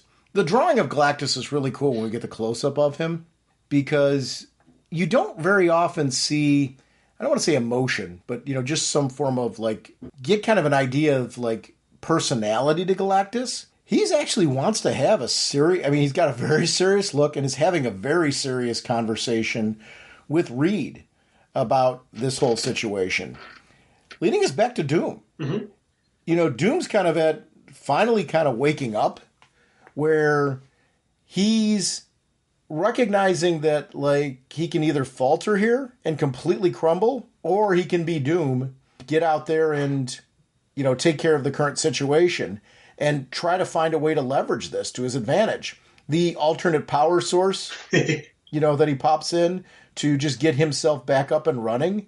He completely cares less about the henchmen. He doesn't need them anymore. Yeah. He figured out his plan on what he needs to do. Right. And again, this is great moments of Doom when he finally figures out, I've got the plan. I know what to do. So he's like, okay, well, kick the armor back on. And I don't need the henchmen, so forget them. I do need Claw. Yeah. And we see later what he does with Claw. Wait, but he tells Claw what he's going to do to him. He says, we're going to the lab and I'm going to dissect you. And Claw's like, oh, good. Like, wait, what? Colossus having his moment here where he's trying to free the X-Men. Yeah. And this was a part, I will say this was a hoorah part for me because, again, the X-Men fan, finally seeing the whole band back together again. Yet, like, yes, it's been fun watching his journey in the village, but I do want to see him back with his home team and all of them reconnecting. So it was nice seeing all of the X-Men back together again as they go back to regroup in the village.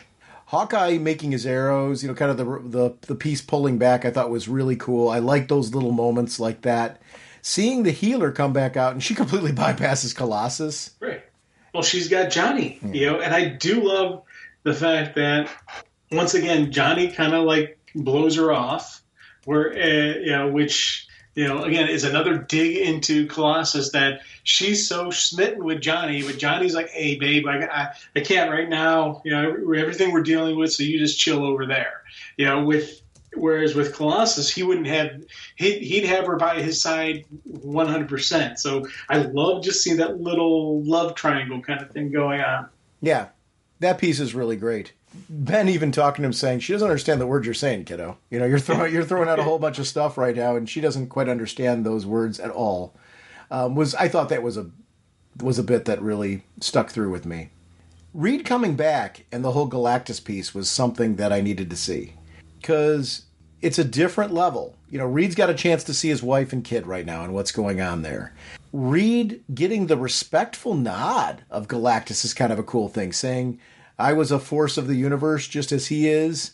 I'm a universal champion of life, just as he is an instrument of death. Which is an interesting sort of discussion to have. For him, for Galactus to kind of acknowledge they're kind of a yin and a yang. It's kind of a big deal. I really enjoyed that dialogue exchange. Oh, God, yeah. That is huge. And again, it does show another interesting difference between Reed and Doom. Doom was an insect that he cast aside. Reed is someone that is a fellow force of the universe that he returned back to his place safe and sound, unharmed. Yeah. The interesting point of what he's saying here is if Galactus succeeds, it stops Galactus from destroying other planets if he wins. Yeah. Which is an interesting sort of piece. There's a logic to what Reed's saying that is incredibly interesting here. So they're almost agreeing to sacrifice themselves, right? Isn't that what he's asking them to do? Oh, big time. And once again, Thing and Johnny are backing him. Mm-hmm. Everybody else is like, that's stupid. This is wrong. But, Thing and Johnny are like, whatever you say, Reed. And Thing's like, hey, I'm cool with it, man. One less orange monster ain't going to matter much in the universe. Don't worry about me, Reed. We ain't fighting, or at least not till Reed says so. And I love, just again, that's a great thing moment where what Reed says they're going to do. And that's a Fantastic Four right there. I did like seeing Claw in pieces. That I vividly remember as a kid. Yeah. If you had asked me at the start of our return to this series, do you remember anything with Claw in this? I would have said no. When I saw that sequence, oh yeah, I remember that. I remember that, yeah. That was a very cool sequence of events. Which is very different than when Absorbing Man was chopped up. Yes. Doom and his quest, you just know, it doesn't matter what the heroes are doing with Galactus and how that piece all plays out. Somehow Doom is going to, there's too many issues left. It's not going to end with, everyone dies and Galactus wins. Doom's going to do something here. Well, one of the things I think is interesting is, again, Doom is Doom. So he's looking at the big picture. Mm-hmm. He's playing chess while everybody else is playing checkers. And I love where he's noting what the heroes are doing, but he also noted what the Beyonder was doing. He commented on how the Beyonders opened up his portal a little bit. So the Beyonder is even interested in this big fight sequence. So Doom is saying, this is my shot. Yeah. I now have to take it. And I loved and I remember vividly not having a clue what was going on, what Doom was going to do. Yeah. And it's funny because I remember Doom plotting, but I didn't remember that Galactus, and I didn't remember Galactus was the big fight. In my head, I was thinking the heroes were fighting Beyonder. And I think that's what, when remembering all this stuff, all these big fight sequences with Galactus, I was thinking it was the heroes going up against Beyonder, not Galactus. I remembered that because I know what happens with Beyonder. I remembered vividly what happens with Beyonder. It was the piece I didn't remember is the events leading up to that. This Galactus, like I told you, like we both referenced, I didn't remember the Galactus bits. Well, here's the thing. The next 3 issues we're going to talk about next, mm-hmm. I have very little memories from those 3 issues. Mm-hmm. I remember this big fight sequence going on, and I remember that. But in my head, I was remembering they were attacking the Beyonder. Yeah, I didn't remember. And it was weird that I'm like, as an adult going, oh yeah, that was Galactus. Then I was sitting there, I was trying to figure out what the hell was I thinking. And then I'm remembering, my memory was them attacking the Beyonder, not Galactus. So it's weird how your mind remembers different things and forgets certain stuff and all that stuff. And I didn't remember this was a 12-issue series either, to be honest with you. Wait, let me ask you this piece. Well, I guess there's 2 questions here. First of all, did you read the whole thing as a kid? I know I read the whole thing as a kid. Okay, good. So you read the whole thing. I 100% know I read the whole thing, but because there's parts of the next 3 issues that I vividly remember. Well, then hang on. We'll cover those when we get to them. Let me finish the second question, just because they go for it, and then obviously please go respond. However, did you know at this time who Galactus was? I'm talking about when you were a kid and you read this, because I vividly knew who Galactus was at this stage because I'd read enough Fantastic Four, especially from the library, because that can also screw with your memory in the sense that if you weren't familiar with the, and I'm not trying to create a reality of what your experience was. I was more of a question, did you know at this time that was Galactus? Was that a kid, and who Galactus was and that whole thing, is that how you may have thought it was the Beyonder? See, that actually is probably where my brain was at, because I didn't have a solid Fantastic Four record. I knew enough of who they were, and I'd read some stuff. And as I've said in the past, our good friend Angelo was a big-time Fantastic Four person. Mm-hmm. So I had some knowledge that I got from him. I knew who Galactus was, but I don't really remember reading a Fantastic Four versus Galactus comic, if that makes any sense. Yeah. So I think that could be why I was thinking, why my mind had this as they were fighting the Beyonder, because I didn't have such a solid. I have more now. Obviously, I have a lot more knowledge of Galactus now than I did when I was a kid. Sure. But back then I had a very vague knowledge of him. I had some knowledge, but not a lot, and I think that's probably why I'm remembering things so differently. If it wasn't for the public library, I would have had no clue who he was. Yeah.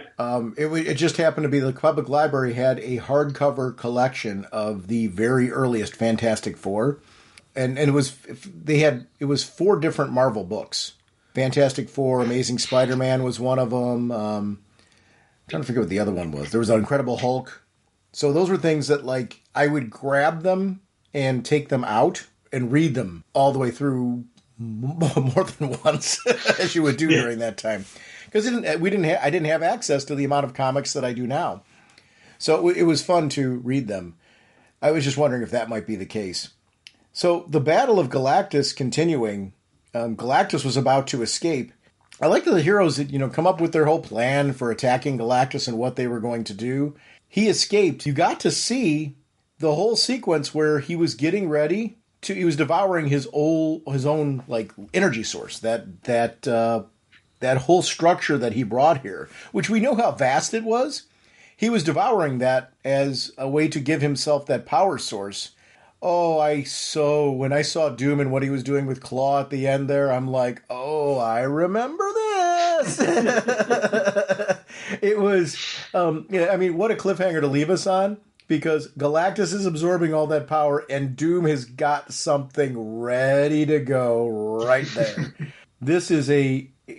It's a very interesting time where it goes back to what you said earlier. where you were Captain America, I think, would apologize to you. Hey, kid, remember when I said I was disappointed in you? May have been wrong.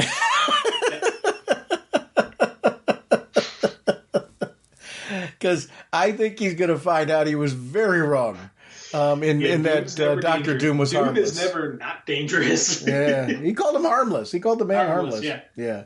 It's I love that Claw's still sentient. Yeah. He's sitting there going, Doom, Yeah. That's a great ending. I mean, what a cliffhanger that is. Yes. And we will wrap up our next episode with 10, 11, and 12.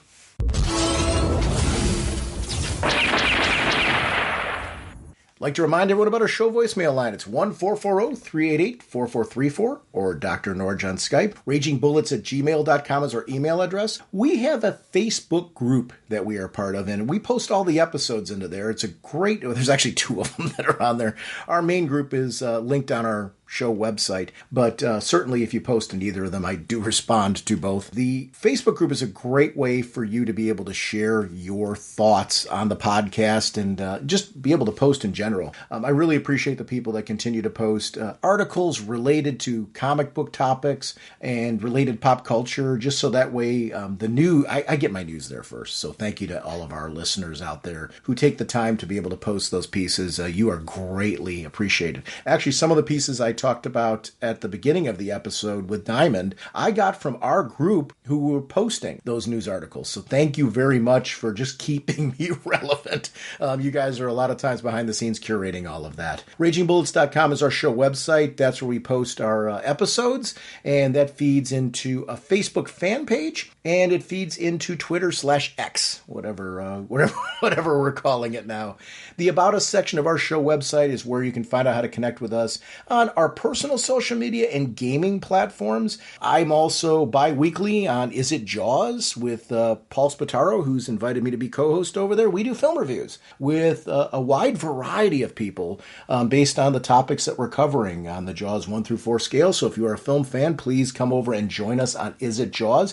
Quick reminder, actually, for Is It Jaws, we now have a new feed for Spotify and a new feed for iTunes. The previous feeds were not functioning, so because of that, we set up new feeds. Actually, I have them on the same provider that we're on now. We're still part of the Two True Freaks network. Nothing has changed there. Our relationships are still the same. The feed is the only thing that has changed. So if you subscribe via those methods, please update your subscription. Please shout out that podcast, same way you shout out us. We really appreciate you. That's a part where you can help us out big time. We are sponsored, as always, by DCB Service and InStockTrades.com. Mr. Seguin, what is going on over at DCBService.com? Over on Image Comics, we have Moonshine Bigfoot, issue number 1, 40% off, $2.99. I Was a Fashion School Serial Killer, issue number 1, 40% off, only $2.39.